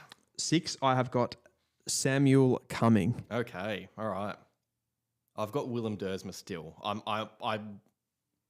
It's a bit iffy, but I just like high end. You know, I don't think there's anyone in this draft who has shown the level of dominance in a game that Willem Dersma has, I think. Okay. And that's in talent league, to be fair. Yep. Like those early games. Yep. But they were pretty promising.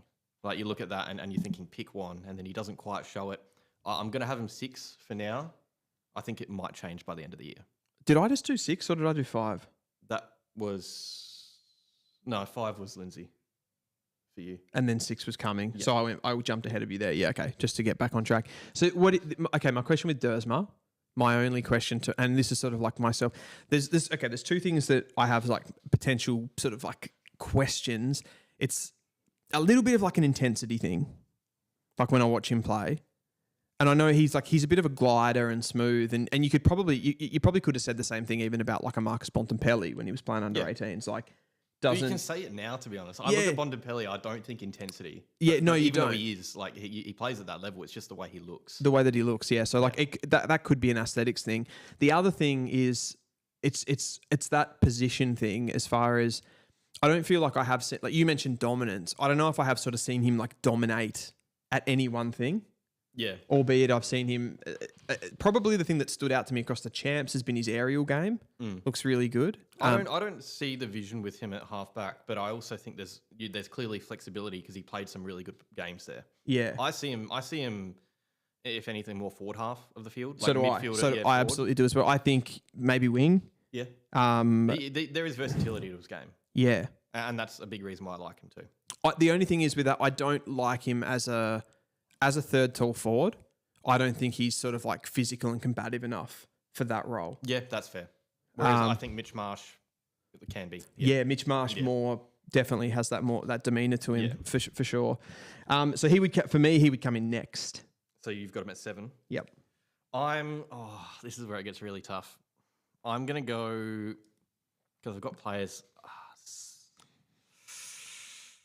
I'm just going to, while you think about that, someone just said who was first. So we both had Dylan Patterson as the number 1. And that's rankings, right? So that's not where we think he's going to get bid on. That's just like where we're ranking the players. Are we up to 7?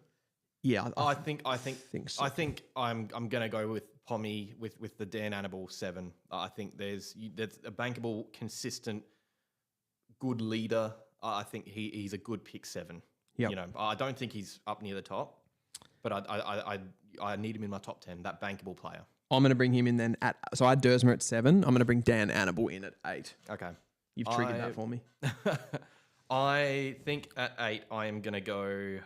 I'm tossing up between Greaves and Grill a bit here because they're so different. Far out. I've skipped Grill. Where's Grill? Oh no, I had him higher than that. I'll go Grill 8. What have I done? Well, he's going to be next then for me. Yeah. Yeah, I think I've stuffed that up a little bit. I feel like it's a good range for Grill. Yeah. Yeah. He hasn't, to be fair, I watched him, his beginning to the Coates Talent League season was incredible. Yeah. And I'm thinking this guy could end up pick 1. Yeah. The Champs has tempered my expectations with him a little bit. He's blended in a bit more. And his athleticism has probably not looked as strong within that caliber of player. Really eye-catching midfielder.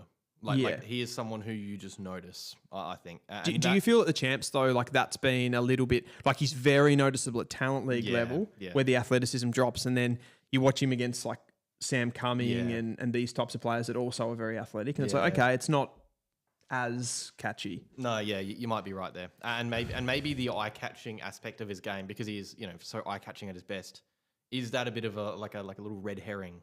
And there's a few players that can be like that. I still think he's going to be great. Like he's an all duck, no dinner sort of type situation. But not Sam Grill for me. I think he's great.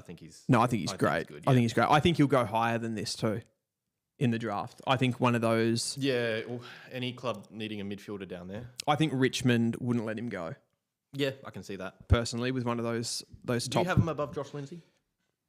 That's such a difficult... I think he's got higher end attributes than Josh Lindsay. Yeah. Yep. Does that mean I would select him over... I think I would. It also depends on the team a bit as well, like who's picking. But if I'm Richmond, I'm going Josh Lindsay, personally. Definitely. This is definitely not based on... Yeah, it's not like a mock draft. It's not a mock draft where we're putting them to teams. What are we up to?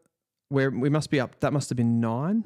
Well, I'm going Harley Barker 10. I need to throw him out there. You're going to put Barks in? Yep, I love Harley Barker. So who am I going to go then? I've probably got to throw in here Mitch Marsh. Yeah, I like him. My boy. I've got him listed here at 10. There's a lot that could be around this though. Harley Barker. Schubert. Did I put Greaves in? No, neither did I. No, he has to be in too. I don't know though. Who do I? The thing is, I started ranking these guys. I've started to do lists now where I remove the academy players. Yeah. Just to simplify it for my brain a little bit. Yeah, fair enough. So I put them to the side and then I'm like, who's in the open pool? And I'm starting to do it like that. And it's confusing my rankings a little bit. But no, fair enough, yeah. Oh, it's difficult. We've got a few people just flaming us. No, not really. No one's absolutely killing us here, I don't think. The big one that we're both missing is Dyson Sharp, I think. He's not a top 10 prospect. I've got him around just on the outskirts of the 10. Okay. He is a very good player right now, and I think there are clubs that'll really like that. The fact that he is so ready-made. I was going to say, the conversation you had around Jevon Philippou, and you said he's got to go to a good club. Mm-hmm.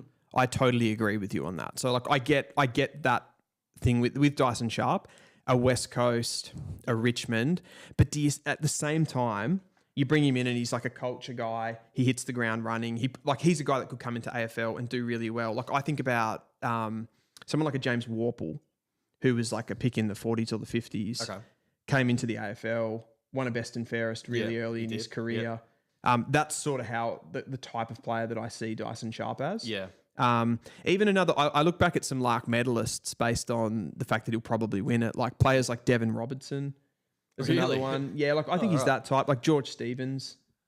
a bigger bodied sort of midfielder, physical guy that. And those guys all got picked around the 40s or the 50s. Stevens, he didn't win a Art medal, did he? No, he didn't. Sorry, he didn't. No, Devon Robertson. That threw me for a second. Devon Robertson did though. Right, yeah. Yeah, so like those types of players. I think Dyson Sharp, particularly in this draft, I think he'll go higher than that. But I feel he's sort of in that he's that type of player. I just don't think he's like. There's too many things I think like of flaws, sort of inherent flaws in the game. Like I don't think he's technical enough. Yeah, I disagree to an extent. I think that there is. I think he showed because I had him fairly low down going into champs, and I saw some games where he was attacking the corridor more. Not an amazing ball user, but hitting targets and just important targets to hit. I love his forward craft. Like that is a huge bonus. The fact that he can go forward and kick goals, good in the air. He's good in the air. I do worry. Another one that you were talking about, like George Stevens, like a Cody Anderson. He's very similar to Cody Anderson. Yeah, like how at the start of the year you're thinking, and completely. Do you know what though? I'd actually say like Cody Anderson's more explosive. Yeah, but that's all he's got. I think. That's all he's got. Yeah. Like there's so much more to Sharp's game. I think he's more rounded. But I think it's like that Cody Anderson where at the start of the year you're really like so big on him because he was in lots of people's like early stages of the draft to start last year. He was, because he started for the Rangers really strongly. I think a lot of people had him mocked in like the probably around 15 to 20. You see stats, stats and you think this guy's tearing up. And to be fair, Dyson Sharp is. Yeah. But I think they can be a bit misleading sometimes. We've got people are disliking the no Sharp. Yeah, fair enough. I can see why, and there's no right or wrong. Like I'm not gonna say anyone's wrong for having Sharp in their 10. Yeah. I see more out of the players in front of him, in my order, for the future. Yeah. Personally, he's not top 20 for me. Well, and that is fair to be like I can see why, but also I did a mock draft and I picked Dyson Sharp at 2. Because I think he'd be perfect for a West Coast or somewhere. Yeah, and I get that. But at the same time, if you're West Coast, like in my opinion, I would go to free agency for that player. I'd say I'd try and bring in maybe a James Warple, like someone that's kind of ready-made. If you want more bodies in that midfield, someone that can come in when you a clearance. Like even look at someone, maybe not so much a culture guy here, someone that's finding his feet, but like an Elijah Sardis. If... You don't like that? Nah. No, but like, he's a guy that he's a clearance beast. Yeah. So he could fulfill that role. Because I feel mean, if they would, I wouldn't mind them trading for him. I think he'd be better at another club, to be fair. Like, good kick. He had a decent game. Who kicked that? Max King looked like. Yeah. I've forgotten that guy's name. He's actually had a good carnival, this guy. Last night, Sardis had a good game. He does from what I saw. Yeah, he does what he needs to do. He just doesn't do a lot more. Sorry, Elijah. Yeah, I think that's just I think he'll be a good player. And you'll get a lot of opportunities now that Martin and Setterfield are injured and Caldwell. Go through AFL midfields. Like this is the thing for me. Like go through them and how many guys in AFL midfields now are not either being like squeezed out because they can't kick. Or kind of close to it. Like midfields are getting like they're getting like directly since like the 2010s. The ball use by foot is increasingly getting better all the time. The game's changing from a volume of stoppage to precision. Yeah, I feel, and you need it. Like what's the use of winning a clearance? This is what I think. Like with Sardis, he's so good at finding the footy in a stoppage. Yep, he reads the ball better than most of our midfielders in close and personal. But what's the good if you're not going to, do anything with it? Yeah. It's just that high up and under kicking that, you get the ball and you just kick up in the air and you let your forwards do the work. Sometimes, you'll get a score involvement because the players who you're kicking to can make the most of it. Yeah, but particularly from a centre clearance where the 666 is in and you can just get it in there. Yeah. But I think this year has been probably the most dramatic shift away from that game style, where it's the teams that, like David King talks about it all the time, but like the guys that bring the ball from inside to out. So if you're one of those non-kicking midfielders, you want to be like a really good handballer. Yeah. Be able to... To be fair, Sardis is. Like he is... Yeah. Yep. But I don't think there's... Yeah, if that's all you are, like... I need a bit more. I need a bit more. Yeah. But like, look at like Lockie Neal, who's that clearance. He's not really a kicker, Lockie Neal. And you don't, But he's a technician. His ball handling and his creativity with his handballing is like the top line. So like whether a player like Sharp could sort of become that, maybe, but that's sort of where it lies for me. I just think other guys have also like more room to grow. I think like his performance is a lot. There's a big element with his contested footy that it's physicality and that sort of strength that he has at this level. Did you get flamed for not having him in your 20 in the comments? Oh yeah, yeah, absolutely. But it is just like there. I honestly think there'd be clubs that probably think the same. There'd be clubs that have him. Is that Gresham? That is Gresham. Yeah. There you go, Carlton fans. Yeah, something to look forward to. Oh, big hugs with Greaves. Oh. That was a good one. There'd be clubs that have Sharp in their, pick one, and there'd probably be clubs that have him. Like if I'm Essendon and I'm picking, there would be quite a few players I'm choosing before Dyson Sharp, and that's not because I don't rate Dyson Sharp. It's because there are just players that suit better, and that's why. And this is a different question too. If you ask me right now, who was the best player in the champs? Dyson Sharp. Who's the best player in this draft right now is Dyson Sharp. Yeah. Because when you play, this is another thing you have to consider too, right? Playing at this level, at this under 18 level, you don't get punished as much for bad ball use at this level. Yeah. If you turn the ball over from a clearance and you kick it inside forward 50, they don't intercept mark as well. Yep. So like all of your flaws can be somewhat covered up a little bit cosmetically by the fact that, a lot of those times they went like Sharp or whoever it was went inside forward 50 and they'll have to, like all players will have to clean that up to some level when they get to the AFL. They'll have to be more precise. And also, I think there's lots of people, keep boosting Sharp up and up because of his performances, which are incredible. Yeah. I think after the first 30 disposal 2-goal game, I'm not going to be boosting him up because he gets another one. Exactly. That's something that I think people do a lot when they're ranking players in drafts. Like they just keep, because they're performing, at this level so much. Consistency is great. Pommy loves it, yeah. but it's for me, it's not like a massive reason to be boosting players up. Yeah. I mean, it's funny because Annabelle, in a way, Annabelle's a little bit that type as well, where like he's not a kicker. Yeah. But I feel technically he's better. I see more, yeah. I'm picking Annabelle over Sharp. Yeah. Yeah. Ooh. Right onto the line there. So we've got Nath who said, who's the lowest pick from 24 draft order who would be first in 25 right now? I like this question. Oh, all right. Okay, I get it. Yeah. Yeah. All right, I'll get it up. So 24. Oh, that is good actually. Let's bring it up. Let's do this exercise. People love this comparing these two drafts. I think it's cool. I want to do. I've got an idea for a video. Yeah. What's the idea? Oh, Dalton. It's an interesting camera angle. Just like trying to be. They've got Steven Spielberg. I was going to say, you got real cinematic there, like ball gliding, the plastic bag. Yeah. Who kicked that, Dalton? Yeah. Oh, yeah. Yeah. They did say Dalton. Oh, yeah. Oh, this is tough, actually. Let's have a look. Oh, and it's interesting, right? Because... Okay, so Lawler, Finn, Jagger. I think the first one to have a conversation about would be Sid Draper. I think he just can't squeeze into that Adelaide team. Yeah. They can't use him. I actually had him. Like, he had such a good bottom age and top age. Man, he's so fast. Yeah, he did everything. Did he not win anything? Like, he's just so good all the time, Sid Draper. Yeah. And he's looked really good for Adelaide. Like, they've kind of had to play him up forward a little bit, I think. And he's hit the scoreboard a few times. He just can't squeeze into that team, which is like their top four.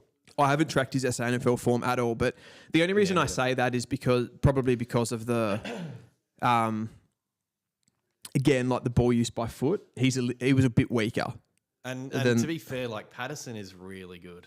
I think he's up this high in this draft. That's the thing. Like, who would you take out of Patterson and honestly, like even Jagger Smith? Like, there's a conversation there. Yeah. I rate Patterson a lot.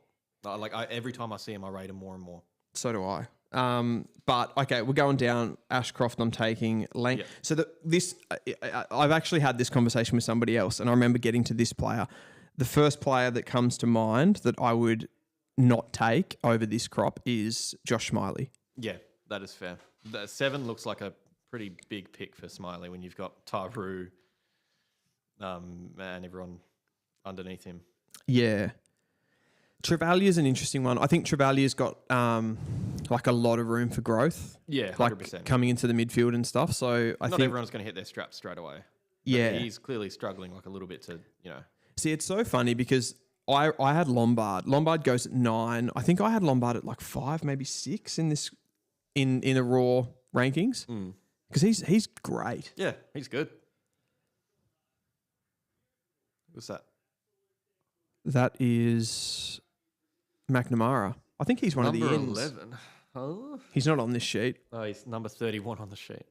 Oh, is he? Yeah. Yeah, right. He was one of the ends, I'm pretty sure. I think I'd take Tyroo at 1. Pick one. Yeah. Oh, in this draft? Yeah. Yeah, I'd take Houghton. He does look good. I wouldn't take Lindsay though. I wouldn't take Lindsay. I wouldn't take Kako. I wouldn't take Ball. from this stage. How did Luke Traynor end up at 21? I know. That is crazy. Everyone rated him. I know. You know when that just happens in drafts? Like Archie Roberts going at 50. Everybody rated him in their top 20 or 30. And he just slid just for slid. no reason. And now he's a rising star contender. There were two things discussed last year about Luke Traynor. Like, again, just conspiracy type rumors, but it was like concussion was constantly discussed with him. Okay. As if he had some sort of debilitating concussion issues that were potentially going to stop him. So you could end up 3-4 years down the track and he can't play because of concussions. Don't know how true that was. And the other, and I think it was with a couple of the Sandy Dragons guys. Like, I don't know if Murphy Reed was involved in this. Like, I don't know if I'm talking absolute shit there, but there was like some sort of behavioural issues. Maybe Harry Armstrong was another one in that conversation. He slid too. And that it was maybe based on a character thing, but I've got nothing to back that up. It was just rumours, innuendo. I think it was just such a strong draft that there were bound to be players who slide. Yeah. Oh, Gresham again. There you go, Carlton fans. Couple of snags. Yeah, so the only thing I'd say with those, it's like they were rumours sort of being discussed leading up to the draft, and then they all slid. Yeah, and so it's maybe a bit of substance. Maybe. But But I mean, Richmond kind of won out of that. They took the risk that other clubs wouldn't, and I think Armstrong and Traynor both look like proper players for the future. I feel like Richmond got that. Yeah, they nailed that draft. They just did so well out of it. They just took all of the they knew it was a great draft. Yeah, they just went for it. Yeah, and they didn't get sort of spooked into like trading up or anything, and no, they just did the opposite. They traded out, if anything. Did they? Oh, North Melbourne pick the. Oh, of course. Yeah. To bank into next year, yeah. Which was smart too, because they'd already got the players that I mean, they can do that. They'd taken like 6 or 7 first rounders before it. Like, it's kind of a no-brainer trade. For sure. Yeah. And what I like is that they really went for like specific areas of the field. So now in future drafts, they've got a clear, like they really shouldn't be taking any key forwards.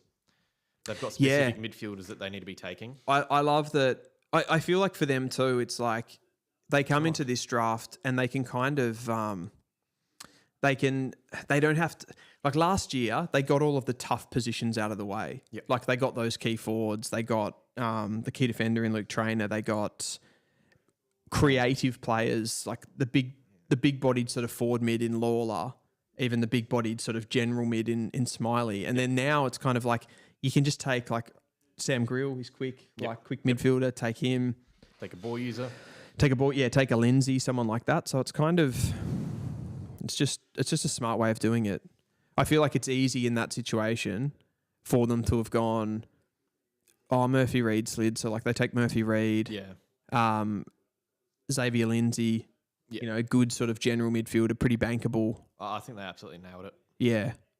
Go, son. Oh, wait. I thought they hit the post, but hit the net. I hit the other. Yeah, hit the net. All right, sweet. They're both having games, actually. Yeah. Electricar, not as much, but Suede's having a big game. They are. We're going to break them down. We are. We're going to break them down. Right, 46 on the line here. Jared Hayes says, no Sharp is ridiculous. I get why people totally. Think that. I totally get it as well. Yep. No. It's just it's a philosophy. Did that sound too wanky? we cut knives. Cut knives. It's philosophy. Widescreen TV. Why don't you rate Sharp specifically? I think we sort of covered that, didn't we? We rate Sharp. I rate other players higher. Nath says, agree on Sharp takes, but Patterson is a butcher with the ball.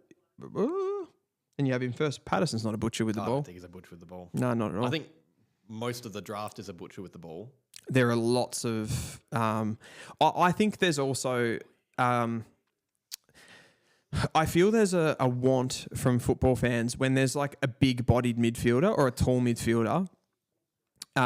Fans want them to be good, and there's a lot in this draft. There's a lot of big-bodied mids in this draft that don't use the ball very well. Yeah. And you don't have to love them just because they're a big-bodied mid or a tall mid or, That's why I like Greaves, actually. Because I think he's actually... that's why he's the best one. Yeah, like a decent ball user. Oh, nice. Condo.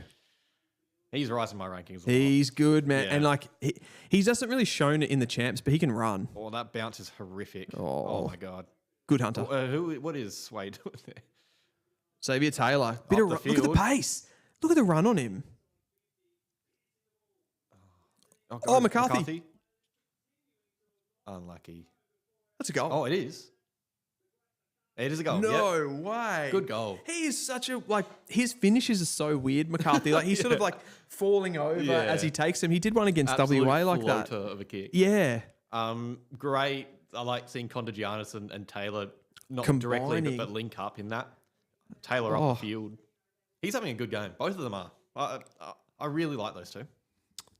Yeah. Yeah. Both like really similar, kind of like not really proper key defenders, but that third key kind of vibe. Yeah. I like the fact that Taylor, because Taylor looks more like a traditional defender to me out of the two, whereas Condo looks very hybrid-y. Which is weird because I feel like they're playing the opposite. They're playing the opposite roles. Yeah. But Taylor does, one thing I've noticed about him is he does actually have that bit of a burst of pace to run off and that was great. Yeah, to use the ball. He gives off not exactly, but the same style as Jordan Ridley. Yes. Yeah. He's definitely that type. Yeah. Ridley'd be a bit taller, wouldn't he? But he's not that tall. He's like early 190s. Yeah, 193, 194, I reckon. Yeah. I remember, it's a bit trainerish. Yes. To be fair. Is that a mark? No. Yeah, Cooper's had a fairly quiet game again. Fairly quiet carnival. I mean, I suppose in some level, it's like, what do you expect? Like he's playing as a ruck forward. So his stats, he's got 11 touch. He kicked a goal. When did he kick a goal? Look at Dylan Patterson's movement. Get it again. Get it again. Can't tackle him. Is that a butcher? Yeah, is that a butcher? That's a risky kick too. Yeah, off the outside of the right. With like 3 Vic Metro players around him. He is not a butcher. No, he's good. 11 touches, 1 goal. He's got 8 hit-outs. And Harrison, the ruck for Vic Metro, for Allies, has 20. Hannibal's going to kick that. Oy. Gee, that's a nice finish. Nice, yeah. He does that. There's some good footy. There's some good chains. I like it. It is. It's end-to-end sort of stuff. Yeah. Allies are getting fairly bent over here, though, aren't they? A little bit. Like just a bit. I actually just had a look at the score. But yeah, it is. There's some good stuff. Do you find those players like Hannibal? It's one thing that I can never exactly put my finger on, but those guys like Hannibal, who aren't the best ball users by foot, but I swear every time he gets a shot on goal, he kicks it. Dyson Sharp. Dyson Sharp. Yep. Caleb Sarong. Yeah. That's good. And it shows that they're good ball users. Like, well, they're reliable ball users. Yeah. I think it's just that they can't do what other players can. Yeah. There's limitations. Yeah. For sure. Would you take a player like Caleb Sarong as like a number 1 pick in a draft? Nah. No, I wouldn't either. I think he's a great player to have in your team, but there'd be quite a few players Yeah. Like, he's just, a good kind of... You don't build a team around Caleb Sarong. No. Oh, even though he'll probably win a Brownlow. Oh, yeah. They all do. Yeah. Umps love those inside guys. Yeah. Check the stat sheet. They do that now. They specifically do it now, yeah. I just think they remember who is underneath them, if that makes sense. Yeah. Ooh, who was that? Nice switch there. This is Finn. Yep. He's an interesting player as well. Where do you see Emmett? I was thinking just before about asking you a question, but then I thought, it's a bit too... Oh, Rory! Free kick! Give it to him! What is that? He was dragged down. I was thinking about asking, but I thought it was a bit too rogue, but I was thinking about, if the year was to go on and form... Where do Louis Emmett and Duff Tytler meet? Because at the moment they are kind of going toward... They're not going to get to that stage where they actually meet, but where do they meet? It actually reminds me because I keep getting widescreen TV, and I think he did it in my mock draft as well, and he's doing that Emmett is better than Cooper Duff Tytler. He's not. He's not better, but... I think he's projecting better from these champs games. I think I'm seeing more out of him. Yeah, more output. Yeah. And that's probably... That's a very good goal. Who kicked that? I asked that after every goal from the Allies. I'm like, who kicked that? That's Waller, isn't it? I don't think he kicked it. Did he? Oh, didn't he? Well, there's about 10 different players on screen. Everyone, We'll find out. We'll find out soon. Anyway. It was... Hopefully they can close them. They don't have a timeline on the app? Oh, they do, yeah. Oh, it was Carmichael. No, it wasn't. I think it was. I don't think that was Carmichael. Kai will tell me if it was. Sydney fan, he'll get in the chat if that was Carmichael. I didn't think that was Carmichael though. We'll see. We will see. Nath says, regarding bad ball users who are good shots at goal, there's always a weird thing with great field kicks being historically bad shots at goal, like McCluggage. Yeah, it's weird, isn't it? Zach Merritt as well. Is he bad? Oh, he always looks to pass it off. Yeah, right. He's not comfortable. Here he is again, Carmichael. Oh, maybe it was Carmichael. Yeah, I think he's playing forward. Yeah. Just finds the footy, doesn't he? And you know what? Allies aren't disgracing themselves. No. They're having some nice moments. They haven't ever really, in this carnival, they haven't ever really looked a team to me. Yeah, and you compare that to SA, who are just a team. Oh, they're absolutely a team. Yeah. They're just an organism. They go out for drinks after. Oh. No, you know what? Allies go out for drinks after a game. SA meet up the next day for recovery. Yeah. 100%. I feel with the Allies, it's from a results point of view, they've had a pretty average carnival. But if you go through kind of all their players, most of their players have played well, particularly their good players. Patterson, Annabelle, Carmichael. And maybe that brings it back to the Patterson... individualism. The mentality. Yeah. Where it's interesting. Yeah.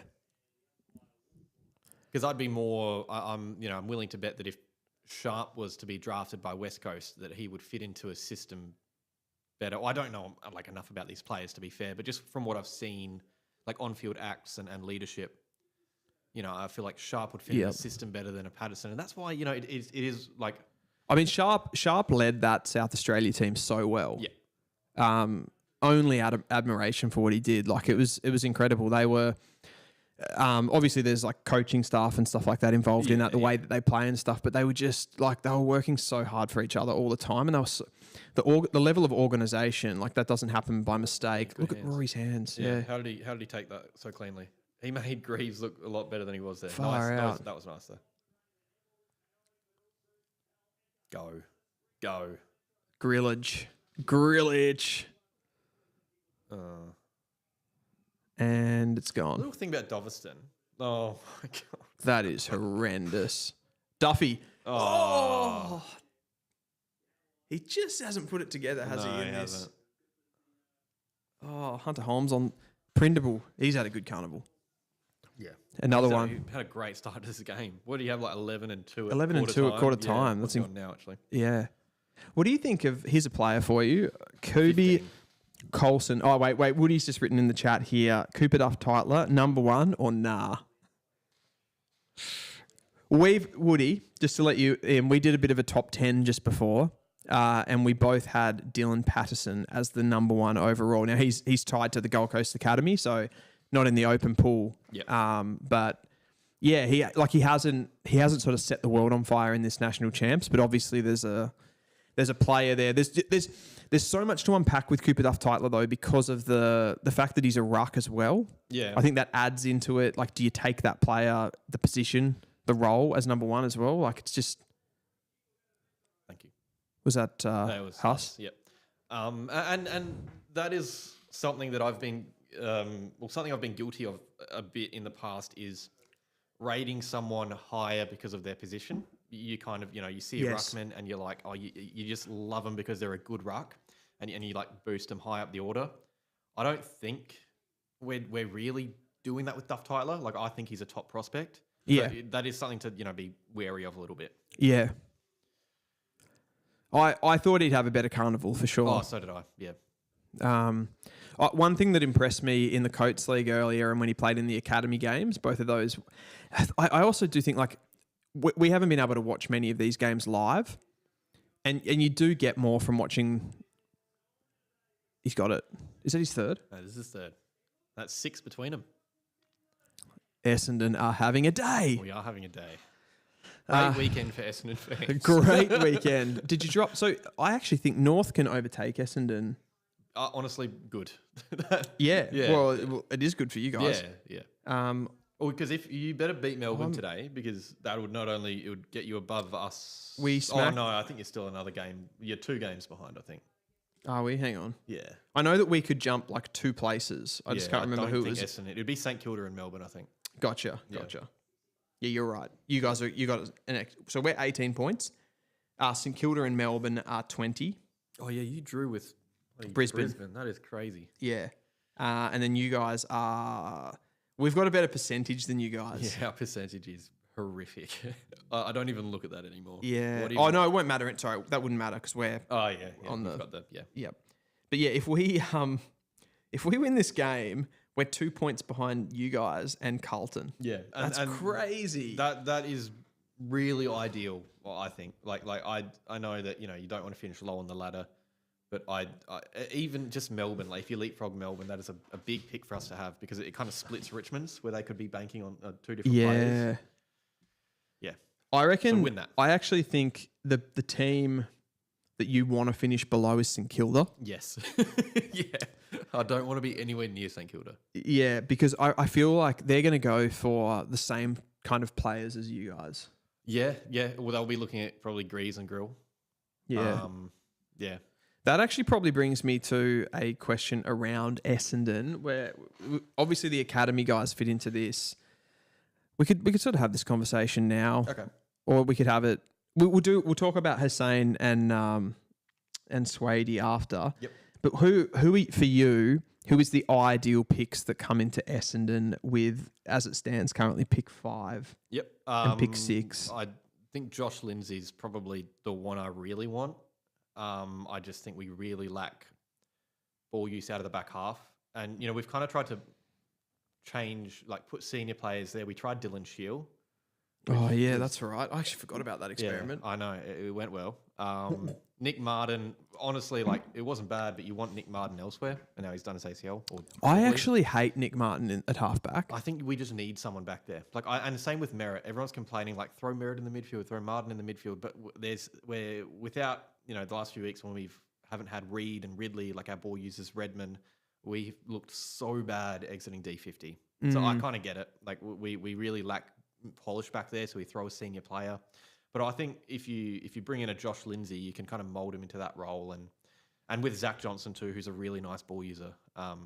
Yeah, I can see that. Are they like, just to throw devil's advocate at this one? Like, are Zach Johnson and Lindsay maybe like too similar? Yeah, but I think you don't mind like a left and right footer. Yeah, true. Like one in one pocket, one in the other. Yeah, and we kind of picked up players for that. We lost Jake Kelly. We bring in Jackson Pryor. I think ideally Josh Lindsay kind of takes that role and develops his craft a little bit more. But he's a bit better kick too than Johnson. Better. Yeah. But can. Oh, I think he's a different kick. I think Johnson is a great. He's a great decision maker. Yep, and he just he doesn't really mess anything up. Like he takes on what he can. I never really see him going for anything that he shouldn't go for. Whereas other players, Archie Roberts even does. Yep. But yeah, I'd really like Josh Lindsay. I'd really like Harley Barker. I think he'd really fit. Oh, it'd be so good, wouldn't it? Yeah. I'm a big Harley Barker fan. So would you, at pick 5 or 6, and this is kind of what I was talking about before, because I'm of the opinion if you go, we want him to play this role for the next 10 years, we've got a role for him, I just take him. Yeah, but he's done it. Like, can you draft someone who's done his ACL to a team so like destroyed by injuries? Yes. You can? I think so. I mean, Taj Hodden is a perfect example of why you should. Yeah. He slid because he's done his ACL, and that's what's going to happen with Harley Barker. Taj Hodden being a great player once he got to the AFL was like one of the most sure things I reckon I could take from last year's draft. And that's why Harley Barker's probably not laughing right now, but he'd be, he'd take a lot of confidence out of that, because I think he will 100% fit into an AFL system with a clear role, and clubs are going to look at the ACL and see an opportunity to take him a bit lower. I think. Yeah, because he will slide down.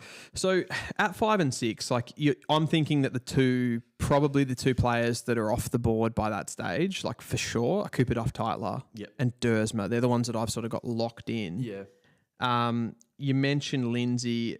You mentioned Harley Barker. What about someone like an Oliver Greaves? Yeah, he's next. I was going to say Ollie Greaves because you guys haven't. I feel like Essendon, and I don't know if this is more of me thinking historically, but like Essendon have always lacked that big body midfielder. Yeah, no, we do. We've got Setterfield, but that's he's not the same quality though. No, I really like Setterfield a lot. I think he's a good role player. He's a good negating midfielder. But is that someone that you want to, skip over an Ollie Greaves for? Like, just because you've got Will Setterfield. Because you've got Will Setterfield, absolutely not. Yeah, and that's something that a lot of Essendon fans don't realise about drafting midfielders. Like, whenever I put these videos out and talk about midfielders, we've got lots of them, but there's not many there that are actually bankable for the future. It's the exact same thing with West Coast fans. Every time I do a video and I talk about their small forwards and I say, like, this guy would be good for West Coast, and they say, we've got a dozen small forwards. And I'm like, I know, but none of them are good. Yeah. So you're not just drafting, it's not just a list management conversation. Like, if you don't have good enough players in certain positions, you still have to bring more in, and you just have to cut them eventually. You're not going to build a forward line around like a Tyler Brockman. Like, you want exactly, or a Matt Owies. Yeah. Like, they exist and they're on your list. They are small forwards. Yes. They are definitely small forwards. Patterson. Go. Oh, goal it. Just kick the goal. Damn. Come on. Where's your sense of occasion, mate? Yeah, that would have been. No, slide him down. yeah, it's probably 3 now for me. What's this margin at right now? 34 points. Quick maths. Yes. Do you, I don't know, like, I always grew up with like a lot of football, obviously, like going to games and stuff, and it made me like the 6 times table. Mate, I was just going to say, my 6 times tables are insane. Yeah, I know. That is my hidden talent, is just how good I am at 6 times you've tables. got like your 5s, your 10s, like your real bankable ones, and your 6s. I don't even have the 5s and 10s. I'm nothing but 6. Yeah. Dobeston. He was another one with the commentators last week. They were going with Devaston. Yeah, that was interesting. Yeah, how did you feel about that? Are you great about it? I when they said that, I'm like, maybe I'm getting it wrong. Yeah, that's what I worry about. Like Zane Puker. Is his name Zane Puker? I don't think so. The reason, with Piker, I watched like the first few rounds of Woodville, and they were calling him Piker, and like I guess there's some trust there that they know. Yes, you would think that they would, talk to the teams beforehand. Yeah. Goal. Jeez. God, these small forwards are doing it. They are. Last few weeks, that's 3 for Dulliston. That's 3 for Elachkar and 2 for Gresham. And It's arguably the most important position on the field now, isn't it? Just to get the grouping of small forwards that you have in your team to get the attributes needed, the running power, the speed, because it's all like, I mean, look at what Collingwood are doing at the moment. I mean, best team in the competition with bloody. Well, I was going to say it more with Collingwood, more from the point of view of the lack of quality in their tools. I mean, Mychek's a great player, but like he was like a rookie draft member. Membry's a great pickup because he's just someone who kicks goal. Like he knows how to kick a goal. Like great shot. I was actually looking at him the other day. Like he's only like 187 centimeters. Yeah. Like he's really small. He's a key forward, but he's just and that's again undersized key forwards. Yeah, I just thought he was like like 193 guy. Yeah, so did I. And then I think Essendon were linked for a second, and I saw his size. I'm like, that is not right. Yeah, incredible. Basically, they've paid nothing for their forward line. Their tall forward line. Yeah, and you know the one player there who they've really paid a lot for is Lockie Schultz, who wasn't really tearing it apart. He's kind of a role player, if anything. He's definitely a role player. But that's it works. Yeah, it does. Can you say that they really lost that trade? Like if he's I think he makes them a better team. What'd they give up for him again? Pick in the first round. Yeah, I mean it's too high. It's definitely too high. But yeah, like I mean, if they win another premiership, Lockie Schultz is going to be a part of it. Yeah. Like draft picks are only worth what they're worth to the club that's using them, right? It's the same that like people always talk about Gold Coast and they say like, oh, they traded pick 6 and 23 for Dan Rioli, but those picks are worthless to them. Like the Jack Bowes pick 7 for Jack Bowes. Yeah, the salary dump thing. Like it's what it's worth to the club at the time. And that's why this year is really interesting, like with the idea that they could get up to pick 1, because that changes it, because that would be a useful pick for them then, because they're actually in front. Who kicked that one? McCarthy. McCarthy again. Yeah. Where's McCarthy for you? It's a really good question. I watched him in school footy a bit earlier in the season. And you like school? You think school footy's? I rate it. Were you saying that on stream or before that school footy is more like you? Well, I know that like some recruiters rate school footy really highly because of the jeopardy, I suppose. Like the fact that it's not like talent league footy for the season. Like first of all, the players don't feel as connected to Coates Talent League football. It's like you're playing for some sort of AFL region that they've created like years ago for starters. So you're not really like, you're with teammates that you've met, but you're not like with them. Like your school footy, it's a brotherhood. You know what I mean? It's like your proper mates that you go to school with every day and stuff like that. And then also the way that the fixture's done at school footy, every game matters because it's essentially a 10-team round robin or whatever it is in like APS. Yep. So you can't, as soon as you lose, you might not win the championship or whatever. So every game's really important. Whereas Coates League, you can finish last and still win the premiership sort of thing. Even here, I would bet that there's a bigger crowd at an APS game than what we're seeing here. Definitely. Yeah. Yeah. No, like you don't even have to bet that. That's true. Just, more of a vibe. Yeah. People care about it more. Not that I've been to one, but I see the, baseline. Yeah. Yeah. You see the vlogs and like great. The kids all get behind the goals and stuff and great content. Like even at one of the games, I remember it was like Will Darcy was playing, brother of Sam, and he like kind of showed the crowd the ball a little bit, and then like they started the kids behind the goals so he was playing for Scotch, and it was against Caulfield, and then the Caulfield kids started like a wanker chant, and it was just like I don't know, just like a vibe, you know what I mean? It was that kind of sounds bad, but that's not going to happen here. Like talent league, it's all like because nobody cares. Families, nobody cares enough about it. Yeah. So yeah, it's cool. And yeah, so back to the actual question, which was about McCarthy. Oh yeah, forgot about that. He played in a couple of games that I saw and like didn't really like. I thought he was like he was involved. Like he does a bit of kind of second rucking, pushes forward. He hasn't like up until probably the carnival here. I haven't really considered him probably, to be honest, like inside the top 30 for me. Yeah.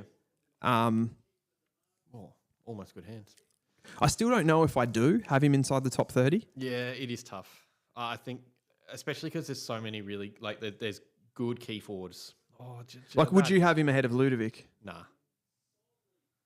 I think, and I said this last time I was here, I think that it's just so easy to overrate NGA players. I think Essendon fans do it as well. Yeah. I really like Huss and Swade, and they're showing that they're great prospects, but like, you know, they're not top 10 players or anything. No, for sure. What do you? I mean, I know like Collingwood fans, obviously with McGuan and McCarthy, like they're all in around it. I think, like, I feel like Richmond fans lately have been sort of trying to push this narrative that like Kellaway is right up there. Like it sort of just is what it is. Or, but whenever I do a power ranking or a mock draft or something, the main comments I get are not, you know, the players I'm worried about people reacting about. If I've left them out, it's always NGA players. It's always NGA, yeah. Fans being like, where's Kellaway? Where's, Yep. where's Wally? I find that, where's Wally? Was that deliberate? Where's Wally? Yeah. Oh, I thought you said where's. I think you actually said where's. Yeah. Where's Wally? Where's Wally? Yeah. Oh, that was incredible. Yeah, so, and the other thing with that is too, it's those academy picks. Gresham, What's going on there? That's Jay Gresham. He saved me there because I totally was losing my train of thought about the other things. That's what I was going to say. The other thing is the regional rivalry of like, it's people getting annoyed, like, where's the WA players? Where's the SA players? And stuff like that. So, and that's something like, to be fair, I am usually not on top of WA as much as I am on SA and Victoria. Same. Go. Like, I got called in a comments once a Vic Nuffy. I'm like, I'm not even fucking from Victoria. Like, I'm not a Vic Nuffy. Like, I just watch the guys play a bit more. Yeah. Get into him. Was that Devaston? It was Devaston. 4. That's 4. 4. Now, I saw something. Who do you think is leading the score involvements? Ooh. Oh, okay, it's updated. Who do you think was leading the score involvements about 5 or 10 minutes ago? I would have guessed score involvements. I assume it's Vic Metro. Yeah. Yeah. I would have guessed Adam Swade. He's leading it now. Oh, okay. A few minutes ago, he might have been equal with Cooper Duff-Tyler. No shit. Yeah. And that is why, it's so interesting when you're watching sometimes and they're just not catching your eye, but they're doing enough to be involved. How much ruck time is... I wonder how many of those are from Taps and how many of those are from... he's got less hit-outs than Emmett. He's got 9. Does he? Yeah. Interesting. Gee, I want to watch that back closer on a review. Yeah. Because I feel like, we can get caught up like, chatting and miss what he does. Yeah. 100%. You get once I get on a train of thought, I sort of zone out almost a little bit of the game. I've missed a few goals. Yeah. Taylor, good absorption of that hit. His Pato. Geez, he's just smooth, isn't he? Like, he's gonna get done for running too far. No, all good.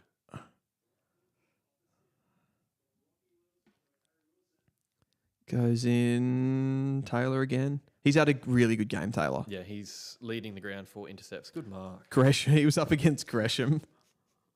Printable. Went the one hand. That's a tough one, to be fair. Yeah, that one I'll excuse a little bit. I mean, when I was playing footy, I wasn't even putting the one hand up. No. I was just going front and square. Okay, we've got some questions here coming through. Aris Sario says, Everything Essendon, who would you want Essendon to pick in the draft? I think we did that, didn't we? Josh Lindsay, and then Ollie Greaves or a Harley Barker or a Sam. If Greaves is gone and Sam Grill's there, probably Grill. I reckon all of those guys are in the mix. Yeah. What about any of the SA boys we didn't actually touch on though, like Cumming? Cumming. Even maybe a WA boy in Farrow. Do you have any interest in him? He's probably not quite in the... I mean, 5 and 6 is pretty high. I'd be looking at a Grill or something over a Farrow. Yeah. But yeah, I mean, he's in that range. I think we need another really good midfielder. Do you think there's a world where you could end up with... this is another thing, right? So every time... Devaston, no. Every time I rank, I mock Philippou to someone, they say like, St Kilda will take him. Like, because of his brother. It's like, surely that's not the only consideration for the pick that his brother plays for the club. To be fair, I did that with Hunter Holmes and Geelong. I did it too. Yeah, because but that just makes sense. It makes sense. That one makes sense. Yeah, it does. Or like, yeah, I get Adelaide and Cody Curtin. I think I'm in the minority here. I don't rate Cody Curtin that much. No, I don't. He's not in the top. I've got him just in my top 40. I've got him quite a lot lower down than most do. Yeah, that sounds more like I'm probably like I reckon he'd be about 30 for me. Yep, fair. Yeah, but he's not in the top. No way, he's in the top conversation. But yeah, I had Adelaide fans coming in and talking about Cody Curtin, just because of how good Dan Curtin is. Yeah, it's like his brothers. Yeah, that was that was a lovely kick. Who was that? Actually? Rory, my boy. Oh, okay. My boy. Jeez, Aston? Oh. Yeah, I need to do a big rankings. I've got my top 50 coming up soon. Every month I do. Is this on AFL 40. 101? It is, yeah, AFL 101. I start at 40, then I do 50, then I do 60, like once a month. I love it. I'm going to struggle a lot. Go and check out Felix's channel. He's got two. He's got Everything Essendon and AFL 101, which I guess is more your just like generic AFL. Yeah, just draft pretty much it is now. Yep. Yeah. Yep. Where you got Everything Essendon as the club-based one. Essendon, yeah. That's Everything Essendon. Yeah, quite literally. Wooden Spoon Data said, yeah, fair. Any consideration for Eagles' need for a ruck? Absolutely. I think Cooper Duff Tytler, is it definitely swayed again? No, it's Gresham. No, it's swayed. Is it 11, right? 4. Oh, it is swayed. Yeah, I was going to say like no reaction from you. Sorry, yeah. I thought it was. I thought I saw a 1. Oh no, it's your boy. Amazing. How many is that? That's 4. 4 goals. Well, I think that might be BOG. Yeah, Yeah, for sure. He was like when you said score involvements, I'm like it's got to be swayed up there. Yeah, Cooper Duff Tytler, big surprise though. Waller impresses me. Could be Lions' future ruck in 4 or 5 years. Great tap work. Weird body build with low center. Weird body build with low center of gravity. Likes to get involved in passages as an extra mid. Only a terrible mark. Yeah, okay.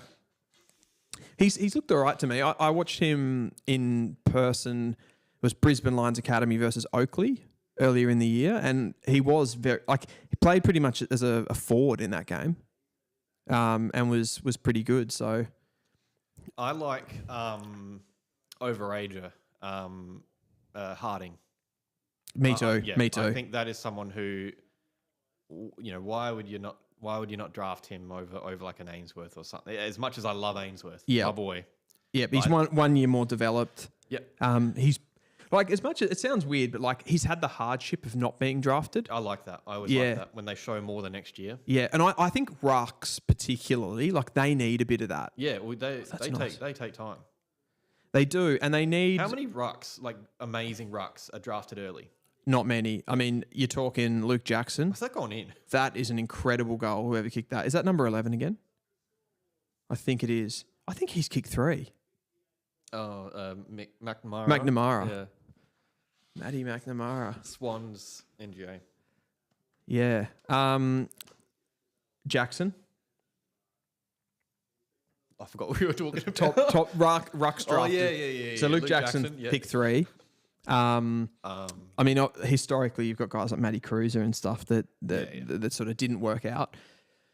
I do think, though, the game is going more towards rucks that can, like, if they can be those transitional rucks as well, like a TDK. Yep. What was TDK drafted? Yeah, I was just 20 thinking, or 30? Yeah, he was he first round? Maybe late first round, something like that. Maybe early second. So, but it's true. Like if you think there's 2 mids at the top end and you think that they're going to be better for the rebuild, and you're like, okay, we can get like a Zach Harding, like basically a Tristan Sherry, who was like pick 70 or whatever. And because I think that's sort of the 2, you're looking at those really athletic rucks like Jackson, TDK that are almost like extra mids, or the other prototype is that, or archetype is that sort of big bodied, heavy sort of ruck that just stands and delivers at stoppage. And I think you have more success with the stand and deliver ruck at stoppages, but you obviously lose in transition. Yeah, that's one less play when the ball's in. Yeah. In some ways, though, I probably like the model. Like, if I'm going a Luke Jackson or a TDK, I want them to be the sole ruck. So in some ways, I almost like the balance of the stand and deliver. Has dual ruck ever worked? properly worked. I suppose the only example that you'd say it worked is Melbourne's premiership with Gawn and Jackson. Yeah. Him sort of playing probably, what did he play in that? Like 30% ruck? Yeah. Jackson's a weird one because Jackson's very mobile. Like he's he's almost not a ruck, Yeah, is he? I was going to say he's a ruck, but he's just a second ruck, more. Isn't he? Yeah. Yeah, it's a tricky one. It's more of a. I feel like that's more of a list management conversation than a recruiting conversation in a way. But it's a good chat. Spot on about Lindsay, says James. Halfback for the Bombers. Yeah, definitely. I think he's definitely in the mix. It's just whether he goes higher. Yeah, because I feel like West Coast. That's why you guys got to beat Melbourne. Yeah. Yeah. But do you think West Coast could take him? Yeah, maybe. Every time I mock him to West Coast, West Coast fans say like, oh, it's another non-mid, like it's another back flanker. But he can play mid. He can play mid, but he can also like one thing West Coast can't do is chain the ball. Yeah, like they just cannot chain. No. Like they cannot get possession. There's a lot chains. of things they can't do. To be fair. Yeah, true. But and especially because they're going to get a compensation pick. Yeah, for Oscar Allen. So I really do like if Gold Coast were keen for that number 1 pick. I reckon that makes sense. Bang on for West Coast. They end up getting both teams. Yeah, yeah, they'll end up getting like 4 picks in the top 20. Yep, in a pretty even draft. Yeah. McNamara's been good. good. This is not a draft you don't want to be involved in, I think. I think you want to be taking players. I think the hate around this draft is really there because of last year. 100%. I also think too, it's not, it's like a lot of the players. Was that Taylor? Who was that? The kick? No, that was Connor Giannis. It was? Yep. Geez, like Rory getting the ball, like where he's positioned at the moment. Where he's like that transitional mid. Oh, look at that. Yeah. That is nice. Yeah. Damn it. He's had a quiet game. Yeah, he has. Yeah, see where Rory Wright got the ball there just on the back 50 as that sort of marking midfielder when you go corridor. I reckon that's like perfectly suited. Like sits at the stoppage, like sits at the back. He's like a bit of an anchor. Yeah. And he's so clean with his handballing and can kind of, if he does receive the ball in space, he can kick as well. Well, I love the way he receives the ball. Like you can hand pass it anywhere around, like in a radius. Yeah, and he's like, he's got Spider-Man. Like that Ollie Greaves one a quarter ago where he like horrible hand pass. Yeah, but he just makes it look good. Yeah, I love his combativeness as well. Like when he is inside, he's just he's a bit of got the hard hat on. Ooh, Taylor a bit late there. I was waiting for that spoil. Turn around. Is that Kyle? He's a good kick. Duff Tyler, just let that one go over the back. Come on. Ooh. Nice. That's Davis, the new guy. Yeah. Who have we got here? Oh, is that Thomas Burton? That's I have not seen him today. I was just thinking that because he's someone I was really watching out for at the start of the game. Wow. He must have. There's always players like that who just touch, like they get a lot of touches without you knowing. I feel like he's one of those players. So he's got 14. Going at 100%. Go, Huss. Go again. Give him 4. Do you say he's going at 100%? Bastard, whoever kicked that. Oscar Ainsworth. Western Jets. The hand pass was not the option. I just want to see more of Huss. Huss. What do you say, sorry? I cannot. Gee, it's 52 points. Yeah, he's going at 100%. Yeah, this is when people talk about his quality, that's actually I actually said that as a negative about him. What do you mean? So he's going at 100% disposal efficiency. But you're not noticing. He's not aggressive enough. Yeah. He actually takes the lateral kicks like too often. Yeah. I found that a little bit last year with Jagger. I felt like he wasn't. He retreated from stoppage and handballed a lot to stationary targets like next to him. A player like Burton, like that back half distributor,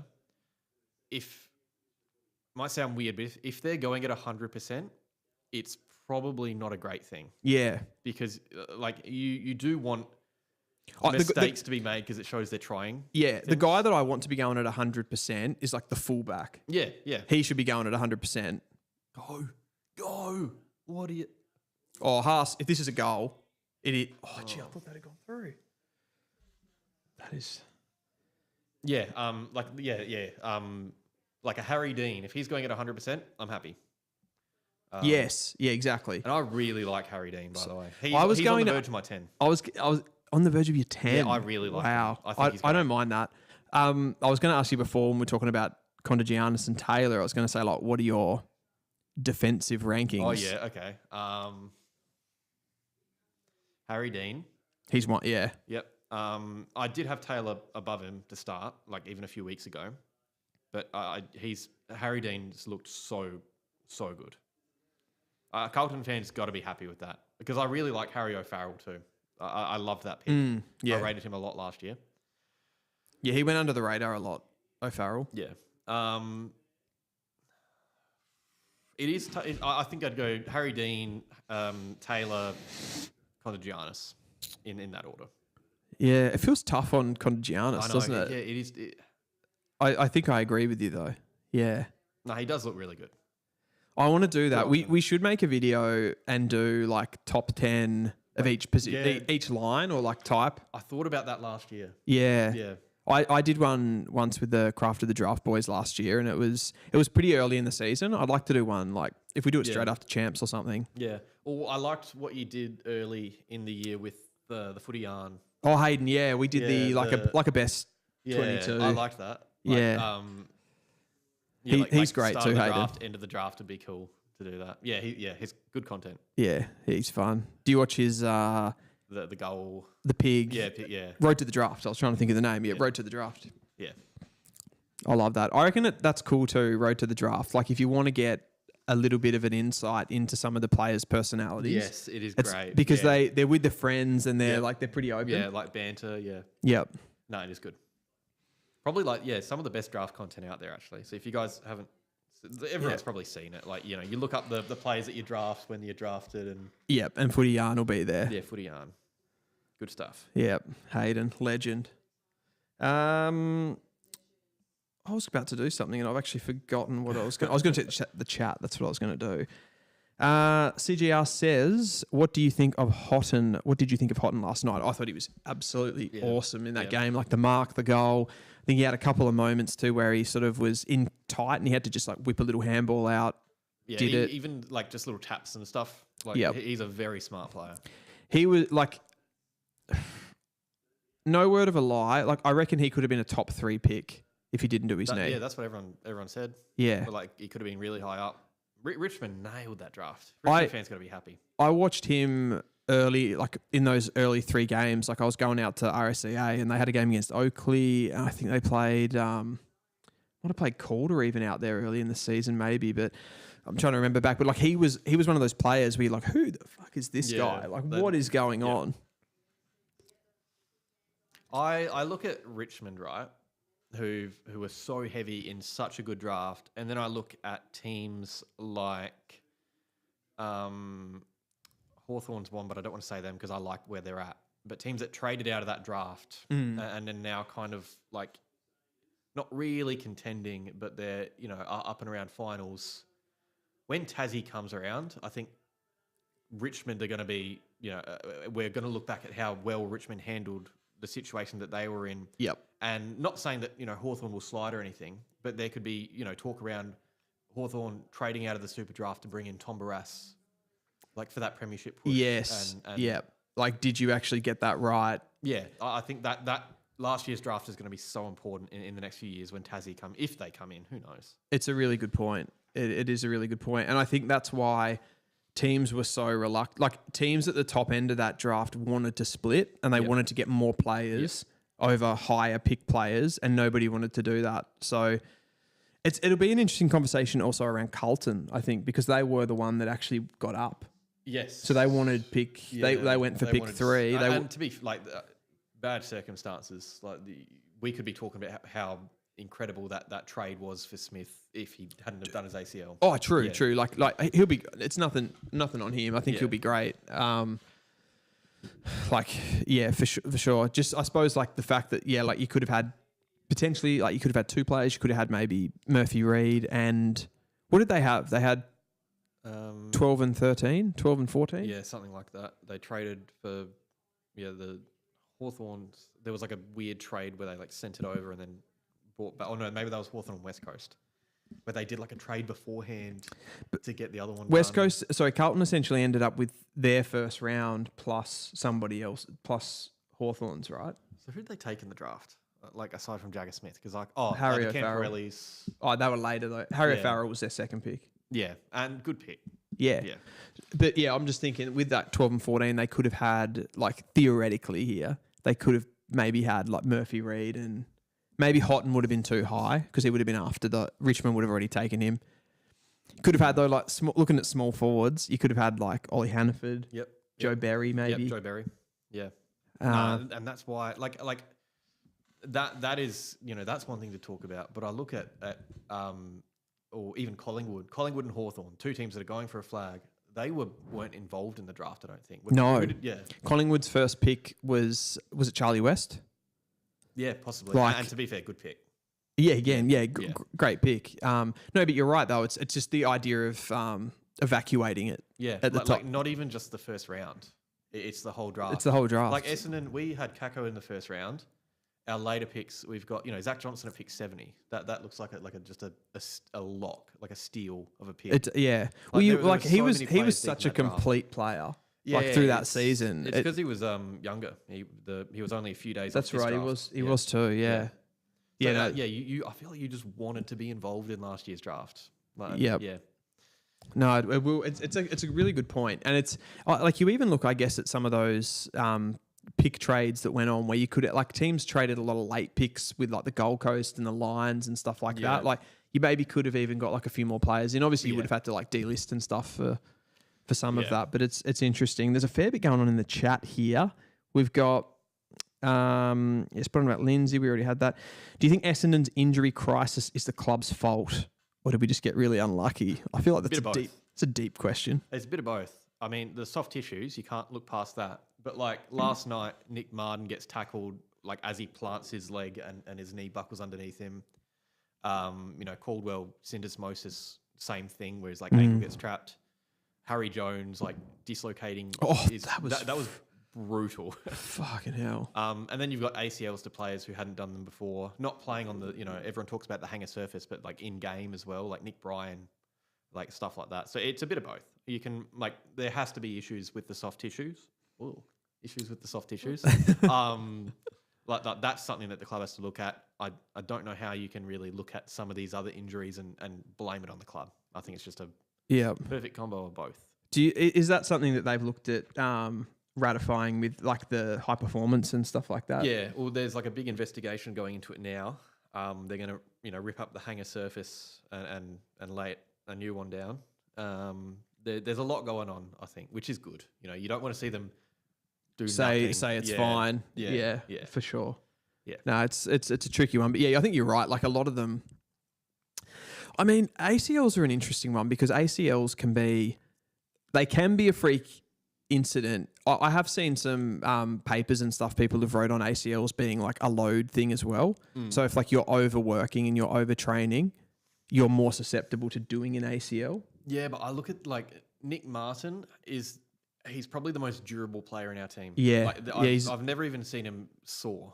And that just looked like a freak, Is that his second knee though? Because didn't he do one before he got drafted? And that was the whole thing with West Coast not picking him up. Oh, you're right. He did his knee, I think, like the week he got at West Coast. Yeah. Yeah. And then they're sort of criticised for not picking him up. Yeah, why would you pick someone up if they've just done their ACL? I don't know if it was an ACL that he did. But SSP.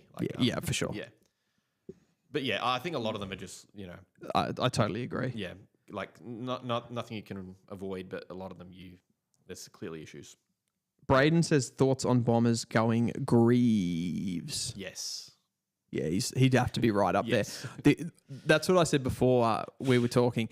Essendon, I think, have to finish below St Kilda because I reckon St Kilda will take Greaves. Yeah, I can see that. And I can see St Kilda finishing above us. Like, I hope they do. I don't think you get anything finishing 13th or 14th. I mean, you guys are in free fall at the moment. Yeah. Like, you've just lost to Richmond. No, yeah. It's yeah. Well, we've played some good footy, like, at times. Like, I really liked the first three quarters last week against Gold Coast. I was really excited watching. I don't think the performances have been bad, but it's like the team that you're putting out there, it's so young. We've got Lockie Blackiston, like a mid-season ruckman playing key defence. It's actually, it's not even... It's younger than it even looks because it's the games. Yes. You haven't got AFL. Like, Blackiston's probably what? Well, there were 8 of our 12 debutants were playing last night. A few of them were playing out of position. Yeah. Even the age is brought up by guys like Todd Goldstein and Jaden Laverty who aren't in the first team. Like realistically, they're probably not. I remember even North were carrying Goldstein. It was like, oh, he's so old. And now he's playing every game for us pretty much. Yeah, it's pretty brutal. But we're seeing a bit out of it at least. Yeah, for sure. Speaking of, unless you want to go through some more comments. No, go for it.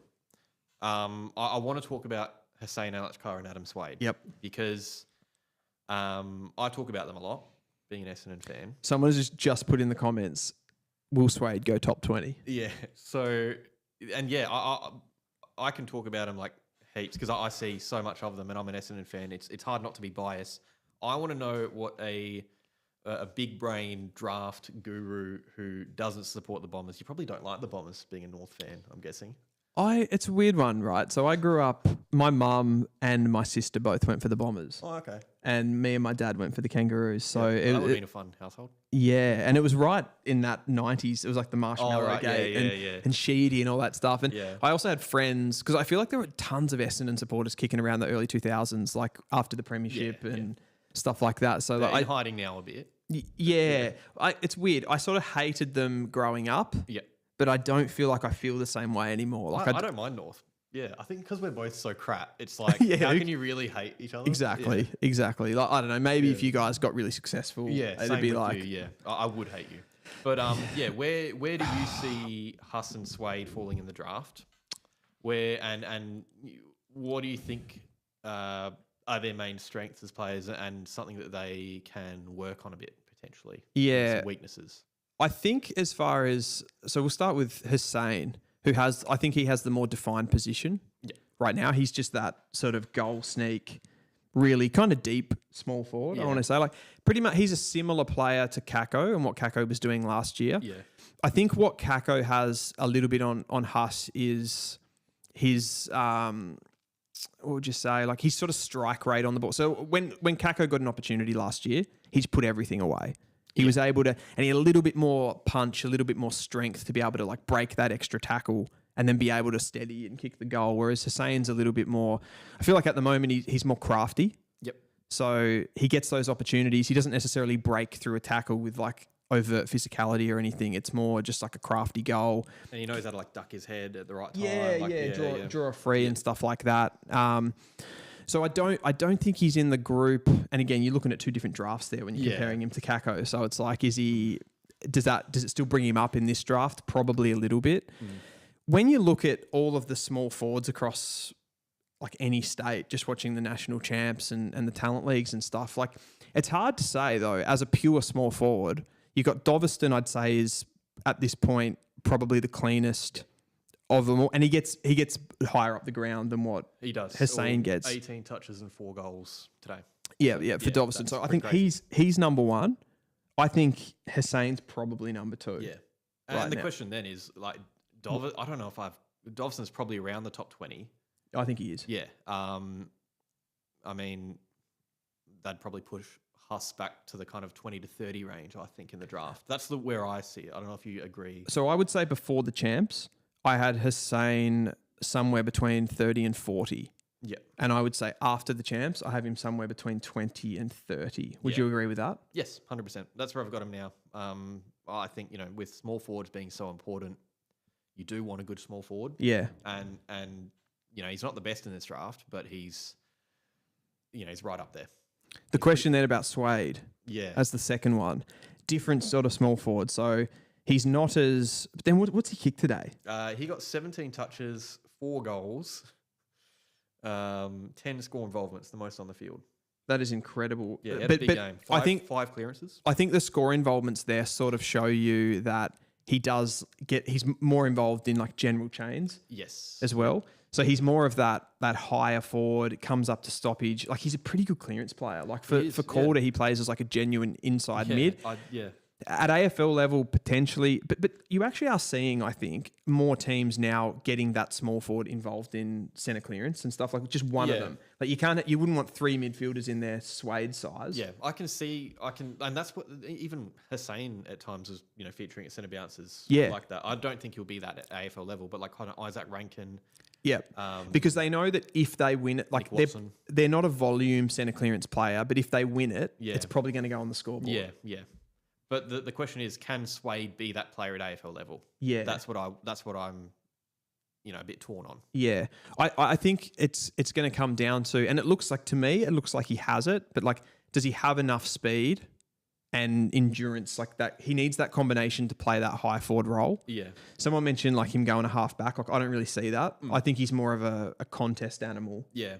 In the forward half of the ground. And before, I don't know if we spoke about this on stream or off, but we talked about, wanting to see Suede more in the forward half of the field, kicking goals. He did that today. Yeah. He was really effective. So I actually wrote some stats down before we did this. And like you look at, like this kind of gives you a window into the two players. But Hussein, he's averaging 12.5 disposals and a goal a game. Whereas coming into this game, Suede was nearly 15 disposals and no goals. Yeah. So that's kind of the two roles. But then today they've both kicked 4. Hussein kicked 3. Suede kicked 4 and probably had more disposals. Yeah, so 17 touches, 4 goals. Hussein. That's a game. Yeah, 10 touches, 3 goals, 1.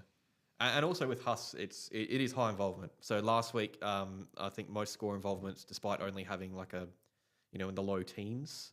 This week again, 10 touches, 6 score involvements. That is perfect for a small forward. 100%. You don't want to see, Doveston, I rate him higher than Huss, but 18 touches, 4 goals, big game. I think recruiters are going to be looking out for the Zane Pikers of the world, the low disposal, high impact, because you can kind of, teach them to find the footy a bit more, but that impact is still going to remain. It's going to be constant. Essentially what they're looking for a lot of the time, it's like the ball comes inside forward 50. You don't like key forwards don't mark the ball that often when the ball comes inside forward 50. Yeah. So it hits the ground. Yeah. Which guys, and these guys, the one thing that they have above any of those other traits is they're both competitive animals. Yeah. And I think that's I reckon that's what Essendon fans have been crying out for. Yeah. Keep the ball inside 50, like elite pressure. They both have that. They have that physicality. And then I'm saying that, he's not as good as Kako on the ball, Huss, and he's not as good as Doveston on the ball. Mm. But I think because you've already got Kako there, it doesn't even really matter. I think it's an upgrade for the future on Jade Gresham and these likes who are really crafty players with ball in hand, but you don't see them like will themselves to win it. That's it. And that's where the game's actually changing with those small forwards. I feel like they're not almost on the ball traits. Like you've still got to be able to kick goals, of course, but and you've got to have that creativity, but you don't Gresham doesn't tackle. No. He won't. When he does, it's a rarity. You're like, oh. Yeah. So Hussein 20 to 30, where have you got Suede roughly? You said you rated him higher coming into champs. Yeah, I did. And this performance, I can understand people having him higher. It's a tough to split the two. I was having a conversation with someone earlier in the year, and this was off Calder form and then Metro trials. Yep. And I was like, Suede, I'm like, he's a beast. Yeah. Like that's how I would describe him. He's a contested animal. Yeah. He likes body contact. He likes body contact. Yeah. He's little. He gets those because of that smallness, that low closeness to the ground. He's able to get all of those ground balls, get in first. He draws free kicks. Yep. All of that kind of thing. So I reckon they'll end up drawing bids in a similar range. I reckon it'll be somewhere between 25 to 35. I can see that. Yep. That's my projection at this stage. Do you agree? He is a really tough player to judge, Adam Suede. There is so much talent. Do you think he's played out of position? No, I don't. But I don't think he's going to play this position at AFL level. It is really weird because this is where he should be playing, and you're seeing that he's arguably best on ground in this game.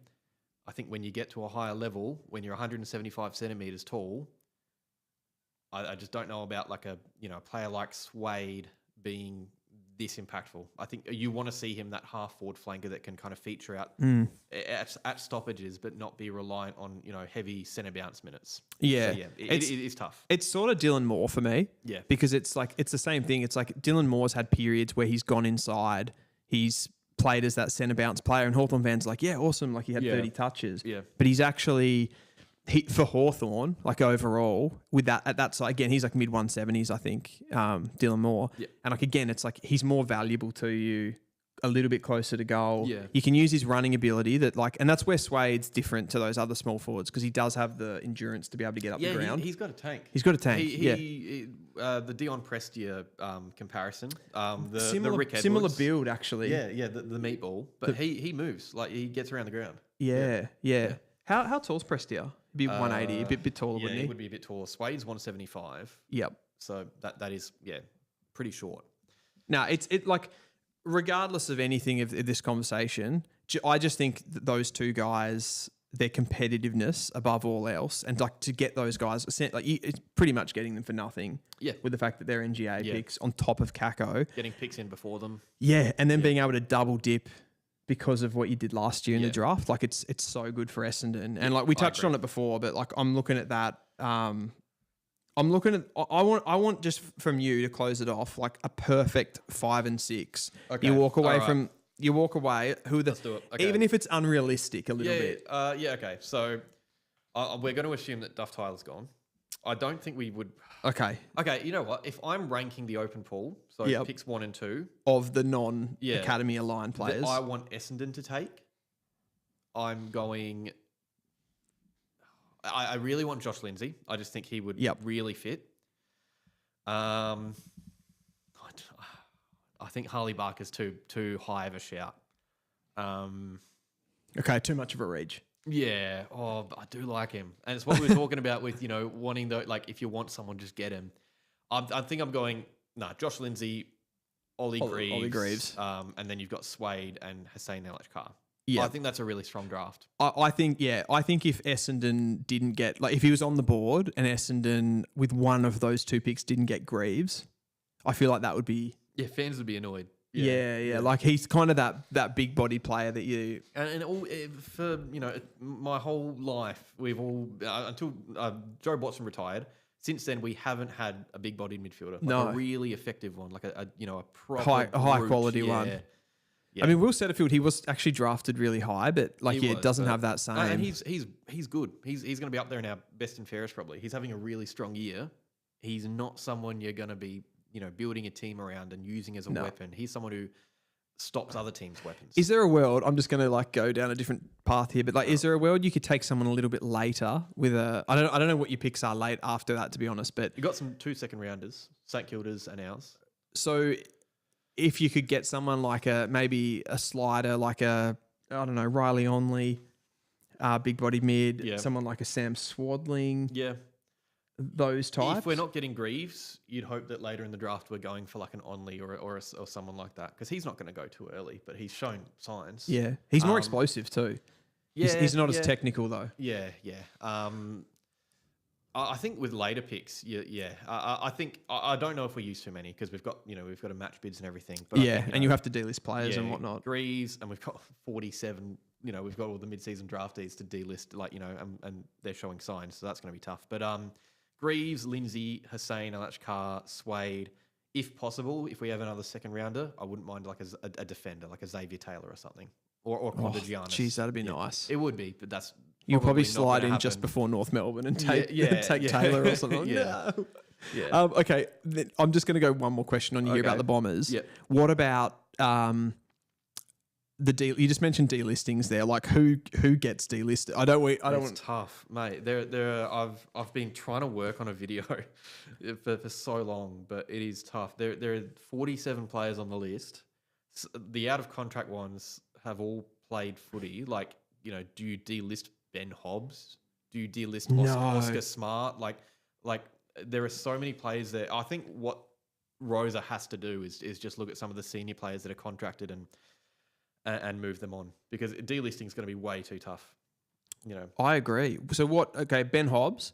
See, I reckon he is one that West Coast could look at. Yeah, go for it, West Coast. Like I don't mind Ben Hobbs. You wouldn't pay much for him, obviously. Like you're not going to get a first round pick or something. Second or third rounder. Yeah, he was a first rounder himself. But, yeah, but he's devalued. Yeah, but like if you look at that's the out of contract list. There's not heaps of players there. A lot of the players there will be signed up. There's only like three or four that are clear delistings for me. So okay, I'll try and guess. Yeah, clear. Alan Davey, definitely. Yeah, he's gone. He's gone. Jai Menzies. Yeah, probably. Yeah. Jackson Pryor. We need defenders. I think he's played every game this year. He has. I think he's reliable depth for the future. I think he's ideally not a first team player, but we do need defenders. Jeez, I actually agree with you though. It's down. Tough. It's a brutal, and we've got to delist to be involved in the draft heavily. We've got to delist. You got to delist like 10 or get rid of 10 or 11 players. You've got to would you delist Shield? Yeah, he's one that he's playing VFL. Yeah. I'd delist him. Yeah. I always get nervous around fans because you'd say I said that about Liam Duggan. Oh yeah, and some West Coast fans hate him, but some are like, what do you mean? Yeah. So there's only like 4 or 5 that are you would delist. Yeah, and then you've got another 5 or 6 on top of that you have to be active. Where's Laverde at? He's out of contract. He's only playing because we need him to. Yeah, he wasn't. We've got Reed, Mackay, Hayes, who are ahead of him. He's played every game since all 3 of those guys got injured. I'd feel bad if guys like Blackiston and McMahon and Smart got delisted. Tearing it up in the VFL, but it is a tough one. That's really, really tough. Yeah. Good chat though. Essendon, I reckon Essendon are one of the West Coast and Essendon and probably Richmond are sort of the 3 teams that are going to do the most damage in this 2025 draft for sure. Yeah, agreed. I'll just go through a few of these questions just to finish us off. But Jevon make it to second round, says Woody. He's a St Kilda fan. I don't think so. I reckon Jevon is a clear first rounder and probably top 10. My opinion. I don't have him there just yet, but you would watch him a lot more than I do. You were pretty big on him early in the year as well. Yeah, you've seen him at his best. I'm very impressed by him. I mean, I know it's so difficult to not have seen him play at Champs because like what I said with Grill, and he goes up to Champs and it's like, okay, you don't see it as much. It's not like so much new face, all those like high end attributes. So I would have loved to have seen that. Yeah, I'll have a look at his Sandful game, but they're not always as valuable. Kai says Grundy, Gawn, and Cox are the only rucks who have become stars in the first 3 years. Most rucks break out in year 5. Yeah, they obviously take a lot longer to develop. Cal Bipo says, who are the top 5 kicks in the draft? So I'm going to say put Lindsay down. I think there's 3 clear ones. Ewland. Yep. Ewland, Lindsay, Patterson, I think. Yep. After that. For the big body guys, like in talking mids, I'd say Greaves. He's not like a really high end kick. Yeah, even that one where he that like pick up where he kind of and just like a little dinky chip. It wasn't like a pretty kick. I don't think it was rotating like a drop punt, but it got there. It was effective. Yep, I see that. Yeah. I'll throw Rory Wright. He's a good kick. That left foot is. You're like, yeah, okay, whatever, dude. No. I see it. I wouldn't say like top 5, but like he can kick the footy. Philippu's up there. The poo. I feel like there's some SA boys. Yeah, that's what I'm trying to think right now. Farrow. Yeah. Off half back. But even that, like in another draft, is that a top 5? Yeah, I know. I know. It is tough. I think there's 3 that are just clearly like Patterson, Lindsay. Lindsay and Ewland are like the top for me. Yep. Patterson, I think, because of his damage, where he can break the lines with his legs and then go inside 50 with speed. Yeah, like puts him up there. When that's another thing you got to think about too with kicking. Like if a player's got really high end athleticism, they can sometimes get themselves into easier positions to kick the ball that others can't. So I think that's a part of kicking. I think that's a function of kicking itself. If you can get yourself to that position, sure. Whether it's by like Pendlebury did it without necessarily the athleticism, more just the brain. Yeah. But yeah, no, it's a good point. Dodson is still a little while away in terms of competing at AFL level. Would prefer to keep Marshall and have him play with TDK if possible. I don't think that'd happen. I can't see a world where Marshall and TDK work. No way. No, because Marshall's not good enough as just a forward. Yeah, and nor is TDK. Neither so is it's TDK. Where do they play when they rest? I don't see the vision there. yeah, no, for sure. Clubs now, they're not doing like they're drafting a ruck and then they're drafting a forward ruck that's primarily a forward. Like I think Richmond's draft last year kind of shows you that with Sims. Yeah, like Sims is the forward ruck. Yeah. So yeah, I feel like that's and they're drafting that forward ruck as a guy that's bigger, so that when they're in the ruck, they're not getting absolutely reamed. Yes. That's sort of the. I feel like that's the way to go. Is anyone so far looking like an likely underage All Australian? Probably not. Is anyone so far looking like a likely underage? What do they mean? As in like the All the champs? Yeah, champs. Oh, have there been any? Yeah, like the Ezekiel and was it? Yeah, he was All Australian last year, right?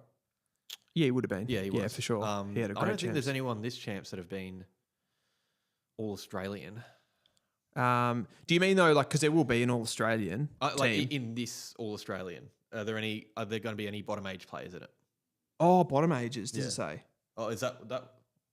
Oh, like an underage All Australian. Gotcha. Yeah. Like a yeah. No, I'm with you now. That's a good question. Geez, not off the top of my head. I'm thinking like Cody Walker. Did Aki Butler play today? No, he didn't. He was at rotation. The Stars are on bottom age. Yep. Yeah. Like, yeah, I don't think he'd be All Australian. No, I can't think of any. No, I don't think there are any. Like, yeah, Cody Walker would be the. But I don't think he's. I don't think he's All Australian yet. Nah, same. Yeah. Harry Dean is top 10 for sure. I don't mind that. I don't think he's top 10 for sure, but I think he's pretty up there. Competitive, fast, and solid by foot. Easy top 10, 15. Agree that he'll be around that 10, 15 mark. I like him there. Yeah, for sure. What about the Swans Academy boys? Where are they going, and who is the best? The best. Who is? You know what? Good question. Who is the best? Do you have King or Carmichael? It's got to be King. I haven't seen enough of King at his best. I've only seen a few games of him, and he's had some incredible moments, but I haven't seen that that tear game apart. I've just seen the moments. I can see why where he'll have those games, and he has this year. I just haven't seen them. I think Carmichael's a better footballer, but King's just upside. Yeah, because Carmichael, I feel like Carmichael's the sort of guy that could end up going into the AFL, and he just sort of blends in. Yeah, you know what I mean. Like it's there's nothing really there that. I think he's safer than King, like a safer pick. Yeah, he is a safer pick. But King's he's a bit of a freak. I think King will get the bid though, if that's the question. Who had a better chance? Like definitely Carmichael. Yeah. But yeah, Carmichael. Would you say Carmichael's like a bit of a steel side bottom? Is that a sort of? I mean, crafty. Yeah. Not at the level, obviously. Like the no, yeah, but that type, style, yeah. Where like they seem to come out of every game and they've had 35 and just been not overly noticeable, but like just linked up play really well. He can win some like best on ground medals. Yep. Or like be in the votes. So yeah, performance definitely Carmichael.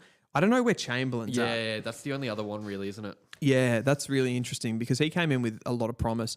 He's a good medium tall forward with really good kicking skills, but I just think in this champs, like he had too many anonymous. Then you could say that about King too. Yeah, but yeah. But he had more moments, King. Yeah, he did. Yeah, Chamberlain just sort of like games where like probably touched the footy like 5 times sort of thing. Did he where is he?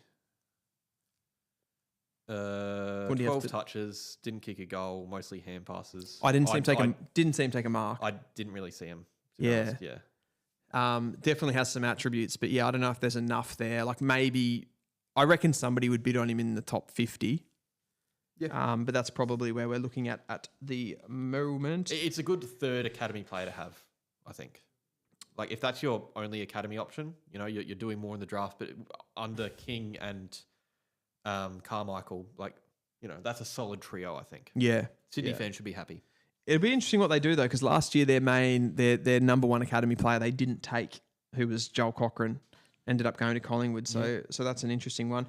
Carlton ended up trading 15 and 17 after academy. Berry went 15, Allen 16, Reed 17. So that's that sort of trade. Yeah. The players that you're looking at. Yeah. So like Murphy, Reed, and Berry maybe. Yeah. And you had players like Hannaford and Jesse Detoli, I think, was around that mark. Luke Trainer would have been available, and they need some Luke Trainer. defenders. Yep. Yeah. Although they do have obviously like with Dean coming through and Harry O'Farrell, they sort of got that done. But yeah. Where do you think Sharp will actually go? Yeah, not where you necessarily rank him. That is a good question. Yeah, that's a bloody good question. I don't know. I honestly, like, it could be pick 2. It could be like I wouldn't. Would West Coast pick him pick 1? I don't know. Like, I wouldn't be surprised if they did. I wouldn't be surprised if he slid to like. I think 15. that would, like, honestly, in my opinion, like if they picked him at pick 1, like I think that'd be crazy. I agree. Yeah, like I think it'd be silly. Yeah. Yeah. I wouldn't be surprised if it happened. If they picked him at 1, it'd be that they're so. You know, I had a look at their list yesterday, West Coast. Yeah. And they've got, I think it's 24 or 25 players on their list that are Western Australian. That was high. Yeah. I thought that was really, really high, like of a list of about 45. So over 50% of their team is Western Australian. So, and maybe that's a bit of an issue because, like, how much talent comes at, like, no offense, like out of WA compared to Victoria. And I had a look at some of the other teams like the Crows and Freo and stuff, and they were more around the like 18, 19 mark. Yeah. Which again sounds quite high, but it's probably like there's a 20% difference there between like 19 and say 25 players. So it's a decent amount different. And are they like with that idea of going for, because I think they like picking, I know Dyson Sharp's South Australian, he's not Western Australian, but they like taking players from outside of particularly the Vic Metro region. Yeah. Well, that's the smart thing to do, I think. Yeah. And you've got more options if it's interstate, not just your one, like picking solely out of WA. Yeah. Oh, it just seems like a really... pick one. I could see it happening. I could see... Okay, so here's some scenarios. You know, we talked about that potential Gold Coast trade, where Gold Coast trade up to pick 1. They swap it for 3 picks, 8, 12, 18. I think that was what the picks were. Let me know if I'm wrong there, but it's about that. Yeah. West Coast then get picks 2, 8, 12, 18. I'd imagine they would look at someone like Sharp. Yeah, that's a bank player. Like, if you have 3 or 4 picks in the first round, Dyson Sharp with one of them would be like a smart thing to do. Because it's something, you know, he's going to be good. You can take a risk on more of a project player, knowing that you can bank on Dyson Sharp being a good footballer. Yeah.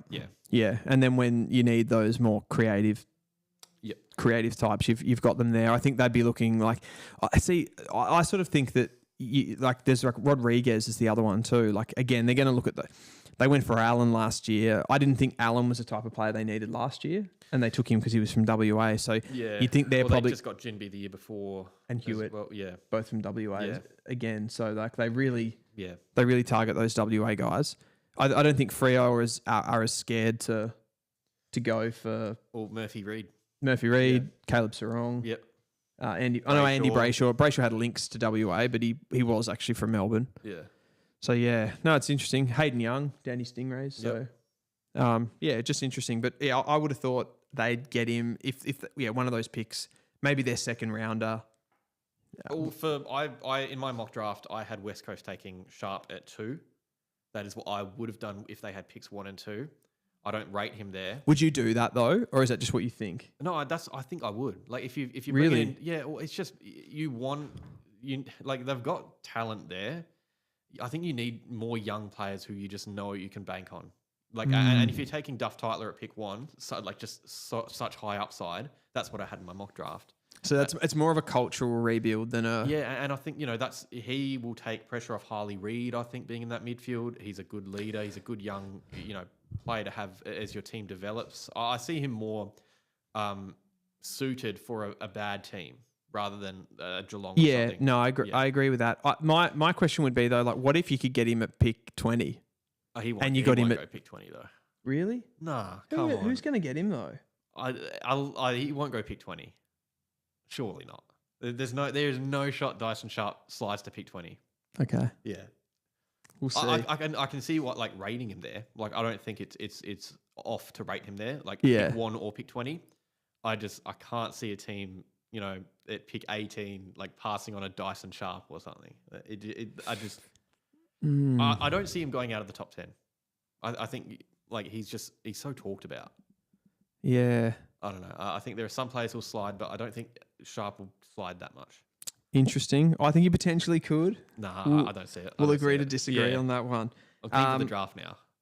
See what happens with him. Yeah. Oh, it's a big, like, I reckon it's the biggest talking point of this draft. Yeah, it is, because there's a range. There is a range. There's definitely a range. Yeah. Like, yeah, because I look at West Coast's team and like that's why I think splitting that pick for them is like really important, because you just look at their list and there's just like not enough talent on it. Like, no, there is high end talent, but there isn't much of it. Not much of it. It's fleeting. So that's why, like, but then I go with Dyson Sharp and I'm like, yeah, okay, he's a ready-made player, but could you go and get the culture guy from another club? Yeah. And someone that can sort of come in and almost like with Richmond, how they kind of did it by mistake, but they recruited Taranto and Hopper for that premiership push. And then they've sort of got these middle 20s guys that at least can like protect the younger players a little bit, where West Coast don't have that. Yeah. They've tried to get like Duggan into the midfield, but he doesn't work. They don't have a lot.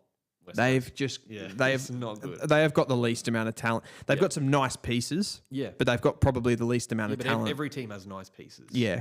100%. We're nearly getting through it there. Prestia is 175. So yeah, that's the same size as Swade. As Swady. They might be the same guy. That may be, yeah. We haven't seen them in the same room. Exactly. Yeah. In the way too early draft rankings is Kobe Buick number 1. So wait, is he next year or the year after? Year after. Oh God. Yeah. No, Oliver Bond is the guy I was telling you about from Kerry. Yeah. No, I don't know. Buick would be in that. I'd like pick one conversation, but I don't think he's just a clear like pick one. There's a guy that's another one running around for Carey Grammar, Levi West. Yeah, he's a beast. He's a beast of a guy. He looks older than everyone and like more physical than everyone. Yeah. And he's just killing them. Like I don't know how that's gonna transpire. I do want to watch more under 16s because there is. I'm trying to find it. I tweeted out. I forgot his name. The SA captain for that level. Here we go. Harvey Chapman. I watched him play against WA in a wet weather game. Yeah. Under 16s. He was fantastic. Yeah. Right. He looks as pure a key back. Oh, okay. You can see. But yeah, well, that's like Oliver Bond is like an intercepting. So he's more of like a fullback. This guy. Yeah, but I know he can do it. He can do it all. I've only seen one game. To be fair, he might have just been playing out of his skin. But I've got him like right up there in my mind for 2027. He looks fantastic. I think it's always you don't get enough exposure, like unless you're really, really into it and you're watching like all of that footy. Yeah. With guys like Kobe Buick, like they'll get talked about because they're father-sons and stuff, but you do need more time, right? Yeah. Well, and he kicked 20 goals in 2 games in club footy. And like great stuff, but like I know people who have done that and gone on to, be tradies or something, just because they like you dominate club footy and get numbers there. Like that was talked about a lot. Yeah, the club footy games he played, but he has also starred for Vic Metro and stuff as well. So really highly rated prospect. But it's interesting. Like ultimately with all of those conversations, like you can never draft somebody 2 years out of there because they're all of these guys too. Like they're probably too young to get drafted now. Yeah, like when they're in their top age year, right? Yeah. So you sort of like you need that time. You probably need even like another 2 years to do it, like in the college system or whatever. So he might not even choose to play footy. He might, there's that become an accountant. Who knows? Yeah. They might. Anything could happen in the next 2 years. Yeah, exactly. So what tends to happen is though, right? Those guys, if they're like you said about the overrating of like NGA guys, like often they'll and academy guys, and they'll get like a little bit more of a look early. So they get risen, and then when everybody comes in, they sort of catch up a little bit. But having watched a bit of Kobe Buick, he looks good. Yeah, he looks really good. Yep. No, I love that. Very hyped. We are close here. If West Coast didn't take Sharp with the top 2 picks, I'd be shocked. If one of Richmond, Saints, or Essendon didn't take him with their next picks, I wouldn't want Sharp. No, you wouldn't. Like, no way. I don't think the Saints would either. In my opinion, like if you're going for that big-bodied mid, I think you want Greaves. Yeah, it's just if you want that like rounded, because they don't have much in the midfield, like at all. You can't bank on a lot there. I could see St Kilda more than Essendon. I think we've got a better midfield than St Kilda, and we want more weapons. Yeah. But I can see why a club would want Sharp in there just to, boost it for the future and give you that anchor that you can kind of fall back on. Yeah. Yeah. I just look at St Kilda's current midfield and I'm like, they've had like Jack Steele. Yeah, what even is their midfield? Jack Steele. Oh, it's so yuck. Yeah, it is. They've got the worst McRae. midfield in the Jack McRae, Jack Steele, Matthias Philippou when he's fit. Yeah. Marcus Windhager. It's like Windhager. It's like all guys that can't kick. Yeah, is it the worst midfield or is West Coast's? I think, at least West Coast have more for the future, I think. They have more for the future, exactly. Whereas it does a stinky midfield. St Kilda's is real band-aid areas. Yeah. Hugo Garcia goes through there, but yeah, they need some quality ball users. I feel like Dyson Sharp's like a kind of a Jack McRae replacement in a way. Yeah, I mean, yeah, I could see that. Yeah, or like a Jack Steele. At least you can bank on him. Like you don't want to. St Kilda really can't mess up their pick if they're choosing a midfielder. If they take someone and it turns out to be like a larger sidus flop, then I feel like they will. Spot. I feel like they will go for a mid type, given the fact that like last year they went sort of like again Travaglia for the future potentially is a midfielder, but like we don't know that yet. So he hasn't. It's not like he's gone through a national champs getting 30 in the midfield. No, so like he might develop into that, but you never know. And we have West Coast will target Rodriguez with Hawthorn's pick or slide back with pick 2 if he looks like he won't last. Yeah, the issue with people say that in the comments a lot to me, like they'll slide back. It's like you can't just slide back. Yeah. That's the question, right? So everyone said that to me last year, like, North will just slide back and Saints will just slide back. Yeah. But if nobody wants to let you slide back. Yeah. Or you might have to. Oh, that's what weren't North trying to trade with about 10 teams before they got that Whitlock one done? Oh, they were there as well. Yeah. So they tried, I think on draft night, they tried to trade split pick 2. They tried like in the lead up, they tried to split it as well. And they thought maybe like on draft night it would come and just nobody. Yeah. You're more likely to end up, with what you have, like in terms of picks. Exactly. There'll be some trades on the night, but it's hoping that everyone around you agrees on what is a fair trade and what they're doing. Like, you can want to, but it's what other clubs want to do as well. Yeah, exactly. I think like, the one that's made like at least a little bit of sense to me is that Gold Coast one. But also like there is a world where Gold Coast go, we don't need the number 1 pick. Yeah. Like they could take that or leave it. It's arguably Zeke Euland's the number 1 pick. Like you could argue that. Yeah, exactly. Yeah. So, so it's interesting. Anything can happen. Google Ben Wilson. Who is Ben Wilson? I don't know about that. But that is the end of the live chat, which I think we'll probably wrap it up, will we, Felix? Yeah. Good game of footy. It was a good game of footy. I liked that. It was fun. It was fun. Like I've watched a few of these games and I feel for what was the margin? 42 points in the end. It felt like a better game. High scoring, fun, free flowing. Yeah, it was free flowing. There were goals. Like there wasn't a lot of, like some of the games, like the ones at Marvel, there was the Western Australia Allies game and there was so many points kicked in that game. It felt really frustrating. Yeah. This one actually felt good to watch. Yeah. Some good performances. And it's exciting going into this last game now. We've got Vic Country and Vic Metro next weekend. That'll round it out. I think it has overall it's been disappointing with the fixture. Well, like compared to last year as well, like which was just awesome. Yeah. Yeah. But we've got Coates League finals coming up. There'll be APS finals. Yep. We're trying to keep abreast of the national side of it as well, Western Australia, South Australia. But there'll be lots of league debuts as this all wraps up. Yeah. Yep. So that is a wrap from us. Go and check out Felix's channel, Everything Essendon and AFL 101, where you'll be dropping some mocks. Yes. We should be trying to get out some content as well. We'll try and team up for something. Yeah, let's do it. Let's get it done. Yeah, some rankings and stuff like that. That is a wrap. Hope you enjoyed the stream and we'll see you next time. The joint.